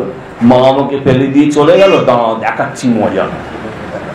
দধি মন্থন করছে, দধির মধ্যে একটা ইটের টুকরো নিয়ে এসে দুধে ফাঁড়ে মারলেন, ওপরে কানায় মারলেন, টং টং করে আওয়াজ হচ্ছে। ও তোরা বড্ড হয়েছে, রাগ হচ্ছে, দাঁড়াচ্ছি মজা। এবার পেটে গাছ মারলে ভক করে হলো, হাঁড়ি ফেটে গেলে দুধ ভেসে গেল একেবারে। যশোদা বাড়ির সমস্ত কাজের লোককে পাঠিয়ে দিয়েছেন গোবর্ধন পাহাড়ে, ওখানে বাড়িতে কেউ নেই। একটা দিন ছেলের জন্য রান্না করতে গেছে, দেখুন কি অবস্থা, সারা ঘরে দইয়ে ঢেউ ঢেউ হয়ে গেল। এদিকে রান্না বসিয়েছেন, এদিকে ঘর পরিষ্কার করেন, কি যে করবেন। তখন তো যশোদা 60 বছর পর বয়স হয়ে গেছে, জানেন তো। যশোদা তখন বাচ্চা মেয়ে নয়, তার 60 বছর বয়স হয়ে গেছে। এই শরীর কি পোষায়? এই দিয়ে ঘর পরিষ্কার করেন, ওদিকে রান্না করেন, দুধ বসিয়েছেন, দই বসিয়েছেন, এত কিছু সামলানো করে, ঘরটা কোনো লোক নেই। ছুটে চলে এসছে, দাঁড়ান দেখার সময়, তোর এত বদমাইশ হয়েছিস, পাড়ার লোকেরা ঠিকই তো বলে, তোকে টেনে এসছেন। আর এইদিকে দইগুলো যেটা মাটিতে ভেসে গেল, দই বাঁধলো। আমরা তৈরি হচ্ছিলাম ঠাকুরের সেবার জন্য, আর গোপাল তুমি আমাদের ঠাকুরের সেবা থেকে বঞ্চিত করলে। দাঁড়াও তোমাকে দেখাচ্ছি মজা। দই এসে গোপালের পায়ে এসে পড়লো। কেন পায়ে এসে পড়লো? এবার তুই যেখানে যাবি তোর পায়ে ছাপ পড়বে, মা তাকে ধরে নেবে, মা তোকে ধরে পালাবি কোথায়, দাঁড়া দেখাচ্ছি মজা বলে তার পায়ে দই লাগিয়ে দিলেন। দই এসে এবার গোপাল দৌড়চ্ছে, যতটা পেছনে পায়ের ছাপ দেখে দেখে দৌড়চ্ছে। এই হচ্ছে ভক্ত ভগবানের সম্পর্ক। এখানে ভগবান শিশু হয়ে এসে ভক্তের ভয় দৌড়ে পালাচ্ছে। গোপাল দৌড়চ্ছেন, পেছন পেছন যশোদা দৌড়চ্ছেন। গোপাল ছুটে গিয়ে পাশে ঘরে গেলেন। পাশে ঘর হচ্ছে স্টোর রুম, সেখানে দুই ননি ফনি খিরপি সব রাখা আছে, অন্ধকার আছে। তাতে জানলাটা খুলেছে গোপাল, জানলা খুলে দেখলেন বাইরে কতগুলো বানর বসে আছে। বানর দেখেই গোপাল সব ভুলে গেলেন। পেছনে মা তারা পড়ে আসছে লাঠি নিয়ে, সেসব ভয় চলে গেছে। বানর দেখে মনে হলো, আরে গত জন্মে এরা আমার কত সেবা করেছি, এ বানর জাতি আমার গত জন্মে এরা আমার কত সেবা করেছি, এদের কিছু দেবো না। এবার ওখানে তো দইগুলো নষ্ট হয়েছে, এবার ঘরে যা খাবার ছিল নিয়ে জানলা দিয়ে ছুটতে আরম্ভ করলেন বানরকে খাওয়াবার জন্য। এবার দেখুন মার মটকা গরম হবে না, এক দইগুলো নষ্ট হলো, এবার বাকি খাবারগুলো জানলা দিয়ে ফেলছে। যশোদা একবার রেগে অগ্নিশর্মা লাঠি নিয়ে এসে, দাঁড়া দেখাচ্ছি তোকে আজকে মজা। বাচ্চা ছেলে পম পম করে দৌড়চ্ছে, পিছনে যশোদাকে দৌড়তে বেরোতে কোনো হাঁপি হাঁপি কোনো হতে যাচ্ছে। আর গোপাল ভাবলো বাবার কাছে যায় তাহলে বেঁচিয়ে যাবো। গোপাল তো যায় না, বাবা বাড়ি নেই, বাড়ি বাইরে দিয়ে গেছেন, গিয়ে বাবা ঘরে গিয়ে দেখে বাবা নেই। তারপর গোপাল দেখলো মা একবার ক্লান্ত শান্ত হয়ে গেছে, ও মার বড় কষ্ট হচ্ছে, না আর এত মাকে কষ্ট দেয় না, স্বেচ্ছায় ধরা দিলেন। ভগবান স্বেচ্ছায় ধরা দেন, নিজের চেষ্টায় ভগবানকে পাওয়া যায় না। গোপাল স্বেচ্ছায় ধরা দেন, মাকে যশোদা তাকে ধরলেন এক হাতে, দাঁড়াতো কাজে দেখাচ্ছি মজা, হাতে লাঠি নিয়ে এসছি। লাঠি থেকে গোপাল ভ্যাট করে কেঁদে ফেললেন। যার ইচ্ছেতে জগৎ ব্রহ্মাণ্ড চলে সে মার হাতে লাঠি দেখে কাঁদেন। এই হচ্ছে ভগবানের লীলা। ভগবান বড় ছোট হয়েছে আমাদের কাছে আসবার জন্য, আমরা যাতে তাকে পেতে পারি, তাই ভগবান আজকে ছোট হয়েছে, আমার মতো হয়েছে, যাতে আমি তাকে পেতে পারি, যাতে আমি তাকে ভালোবাসতে পারি, যাতে আমি তাকে আপন করতে পারি। তাই জন্য গোপাল যখন কেঁদে পেয়েছেন, যশোদা মনটা নরম হয়ে গেছে, না না বাবা তোকে গলি হয়েছে, কিন্তু তোকে আজকে ছাড়বো না, তুই বড্ড বার বেড়েছিস, আমি তোকে বাঁধবই আজকে বলে মাথায় একটা ফিতে খুলেছেন, এক হাতে গোপালকে ধরে রেখেছেন, ছাড়লে যদি পালিয়ে যায়, এক হাতে ধরে রেখেছেন, এক হাতে ফিতেরা নিয়ে কোমরে দড়ি বাঁধছে। এক হাতে ভগবানকে সংসারের কাজে সবসময় ধরে থাকতে হয়, সবসময় ভগবানকে এক হাতে ধরে আর এক হাতে সংসারে কাজ করতে হয়। এই হচ্ছে জগতের নিয়ম, ভগবানকে এক হাতে ধরে রাখতে হবে। এই বার্তা এখান থেকে দিচ্ছে। যশোদা এক হাতে গোপালকে ধরে আছেন, এক হাতে বাঁধছে, এক হাতে ভগবানকে ধরে রাখতে হয়। একটা গল্প বলি, বিজয় কৃষ্ণ গোস্বামী বলেছিলেন। গল্পটা হচ্ছে দুজন অন্ধ ভিখিরি, তারা গ্রামে ভিক্ষা করত। গ্রামে কি ভিক্ষা দেয়, সঙ্গে এত অল্প জিনিস দেয় তাদের সংসার চলে না। তারা ভাবলো শুনেছি শহরের লোকেরা খুব ভালো ভিক্ষা দেয়, তাহলে শহরে যাই। ওরা দুজনে শহরে গেছে। শহরে গিয়ে দেখে প্রচুর টাকা কড়ি পাওয়া যাচ্ছে, খুব ভালো ভিক্ষা পাওয়া যাচ্ছে, সব ঠিক আছে, কিন্তু শহরের লোকেরা বড় দুর্মুখ, বড় গালাগাল দেয়। ও শহর আর ভাল লাগছে না, এবার গ্রামে ফিরে যাবো।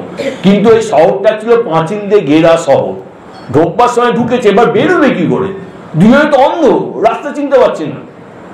একটা লোককে ধরেছে, সে বললো শোনো শোনো শোনো, এই যে পাঁচিল দিয়ে ঘেরা আছে না, পাঁচিলে এক জায়গায় ভাঙা আছে, সে ভাঙা দিয়ে তোমরা বেরিয়ে যাও। কি করে যাবে, তোমরা তো দেখতে পাও না, এক হাতে দেওয়ালটা ধরে ধরে হাঁটতে থাকো, দেওয়াল ধরে ধরে হাঁটতে থাকো, যেই ফাঁক পাবে বেরিয়ে যাবে।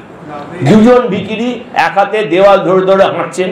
এমন সময় একজন ভিখিরি কোমরে একটা খোস পাজরা ছিল, ও দেওয়াল ছেড়ে দু হাতে খোস চুলকে হাঁটতে আরম্ভ করেছে, গর্তটা পেরিয়ে চলে গেল, তার আর বেরোনো হলো না। যে এক হাতে দেওয়ালটা ধরে রইল সে কিন্তু গর্ত দিয়ে বেরিয়ে গেল। এক হাতে ভগবানকে ধরে থাকতে হবে, তবে গর্ত দিয়ে বেরিয়ে যাওয়া যাবে, তবে আমি আমার লক্ষ্যে যেতে পারবো। ভগবানকে এক হাতে ধরে থাকতে হবে। তাই যশোদা এক হাতে আজ গোপালকে ধরে রেখেছেন, এবার দড়ি দিয়ে বাঁধছেন। মাথায় একটা ফিতে খুললেন, বাঁধলেন, ছোট পড়ে গেল, আবার একটা ফিতে খুললে বাঁধলেন, ছোট পড়ে গেল। এমন সময় যশোদা প্রতিবেশী সমস্ত মহিলারা লাইন দিয়ে দাঁড়িয়ে পড়েছেন, তারা যশোদা কীর্তি দেখছেন, মজা দেখছেন। যশোদা বলছে তোরা মজা দেখতে এসছিস, দেখ আমি আজ গোপালকে সাহায্য করছি, তোরা দিনের পর দিন আমাকে নিন্দে করছি, আজ আমি গোপালকে সাহায্য করবো, দেখ একে বাঁধবো, একে দড়ি নিয়ে আয়। তোরা সবাই মিলে দড়ি নিয়ে আসলো। যত দড়ি লাগাচ্ছি না কেন, দড়ি বারবার দু আঙুল ছোট হয়ে যাচ্ছে। কৃষ্ণ ভগবান যখন গোপাল হয়ে যখন লীলা করতে এসছেন, ভগবানের যে ঐশ্য শক্তি আছে, তিনটি শক্তি কখনো ভগবানকে ছাড়ে না। এক হচ্ছে ভগবানের বিভূত্ব, এক হচ্ছে ভগবানের অন্তর্যামিত্ব, আর এক হচ্ছে ভগবানের আরেকটা কি একটা মনে করছে আছে। এই বিভূত্ব শক্তি তারা ভগবানের সঙ্গে থাকেন, কাছে থাকেন না, সব ভগবানের তো প্রবেশ করে না, প্রবেশ করতে লীলাটা হবে না।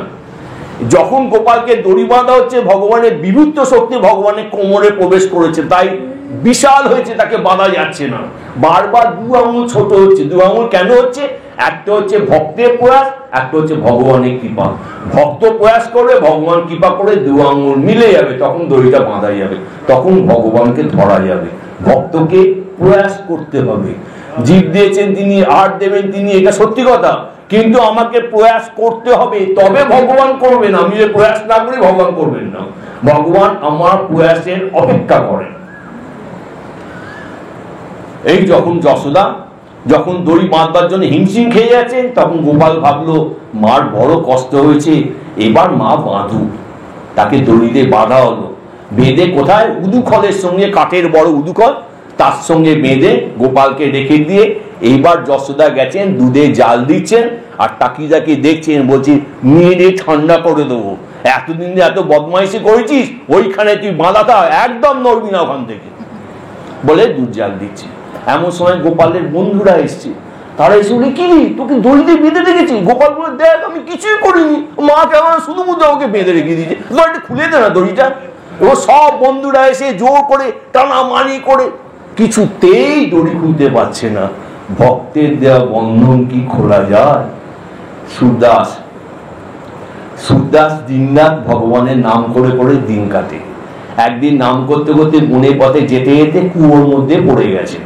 ঘটনা আপনারা জানেন, কুয়োর মধ্যে পড়ে গেছেন, পড়ে গিয়ে তার কোনো হেলদোল নেই, সেখানে বসেই নাম করছেন।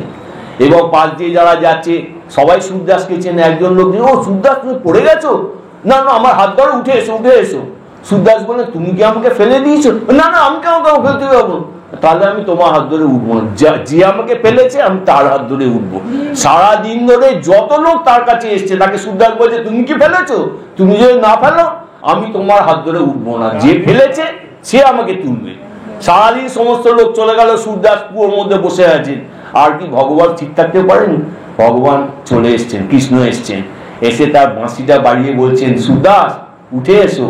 সুরদাস বললেন তুমি কি আমাকে ফেলেছো? হ্যাঁ সুরদাস আমি তোমাকে ফেলেছি, এসো এসো উঠে এসো। শ্রীকৃষ্ণ বাঁশিটা বাড়িয়ে দিলেন, সুরদাস বাঁশিটা ধরলেন, এবার কুয়োর ওপরে উঠে আসলেন। উঠে এসে খপাত করে কৃষ্ণর হাতটাকে চেপে ধরেছে, আর ছাড়বো না, তোমাকে পেয়েছি ঠাকুর, বহুদিন ধরে বহু সাধনা করেছি, কত কষ্ট করেছি, তুমি আমার কাছে আসুনি, আজকে তুমি এসেছো, তোমাকে ছাড়বো না। কৃষ্ণ জোর করে হাতটা ছাড়িয়ে নিয়ে চলে গেলেন।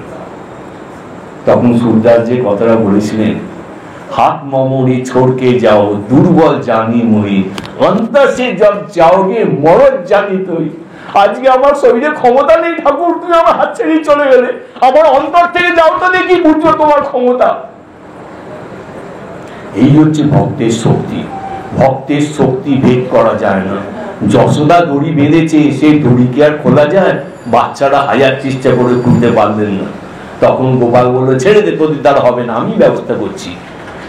উঠোনে দুটি বড় বড় অর্জুন গাছ ছিল, জমলার্জুন, তারা হচ্ছে সেই গাছের ফাঁক দিয়ে সে উদুকয়টা লাগিয়ে টান মারলেন গোপাল, দুটি গাছ মরমর করে ভেঙে পড়লো। ভেঙে পড়তে দুই গাছের ভেতর থেকে দুজন সিদ্ধ পুরুষ বেরিয়ে আসলেন। একজন হচ্ছে দুটো কুবেরের সন্তান, একজন হচ্ছে মণিগ্রীব আর একজন হচ্ছে যাই নাম মনে করতে পারছি না, হ্যাঁ নলকুবের আর মণিগ্রীব দুজনে বেরিয়ে আসলেন। নলকুবের মণিগ্রীবকে দুজনে কুবেরের সন্তান। এরা একদিন জলের মধ্যে মেয়েদের নিয়ে অসভ্যতা করছিল।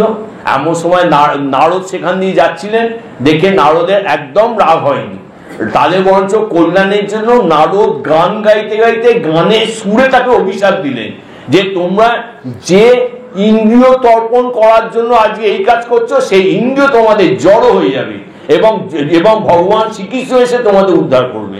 তার দুটো অর্জুন গাছ হয়ে সেই উঠোনে বিরাজ করছিলেন। সেই আজকে গোপালের কোমরে ধাক্কা লেগে টেনে গাছ ভেঙে দুটো দিব্য পুরুষ বেরিয়ে আসলেন। বেরিয়ে এসে তারা কি দেখলেন? তারা কৃষ্ণকে শঙ্খচক্র গদাপদ্মধারী নারায়ণ দেখলেন না, তারা দেখলেন কৃষ্ণ কোমরে দড়ি বাঁধা অবস্থাতেই দেখলেন। কোমরে দড়ি বাঁধার রূপটা ভগবান, ভক্ত দড়ি বেঁধেছেন, এটা ভগবানের এত ভালো লাগে, ভগবান এই রূপে তাকে দর্শন দিলেন এবং তাদের মুক্তি প্রদান করলেন। এবার সেই নলকুবের আর মণিগ্রীব তখন কৃষ্ণর কাছে স্তব করলেন, স্তব করে বললেন আমাদের এই হাত দুটি যেন সবসময় হে ঠাকুর তোমার সেবা করুক, আমাদের মাথা সবসময় হে ঠাকুর তোমার চরণে থাকুক, আমাদের পদযুগল হে ঠাকুর সবসময় তোমার তীর্থস্থানে যাক, এই দেহটা সবসময় যেন তোমার সেবায় নিযুক্ত থাকে। এই বলে তাদের মুক্ত হয়ে গেল, গোপাল তাদের মুক্তি লাভ করলেন। আজকে আমরা এই প্রার্থনা করি, ঠাকুরের কাছে শেষ করি, হে ঠাকুর আমাদের হাত যেন সবসময় তোমার সেবা করুক, আমাদের মাথা যেন সবসময় তোমার চরণ বন্দনা করুক, আমাদের দেহ যেন সবসময় তোমার সেবায় নিযুক্ত থাকুক, আমাদের চরণ যেন সবসময় তীর্থে যাওয়ার জন্য উপস্থিত থাকুক। ঠাকুর এই জন্ম যখন আমাকে দিয়েছ, এই জন্ম যখন তোমার সঙ্গে সম্পর্কযুক্ত করেছো, এই জন্মটা সার্থক হোক তোমার সেবা করে, এই করে যেন এই জীবনটা আমরা শেষ করতে পারি, এই প্রার্থনা করে আমি আজকে শেষ করলাম। আপনাদের সকলকে প্রণাম করলাম।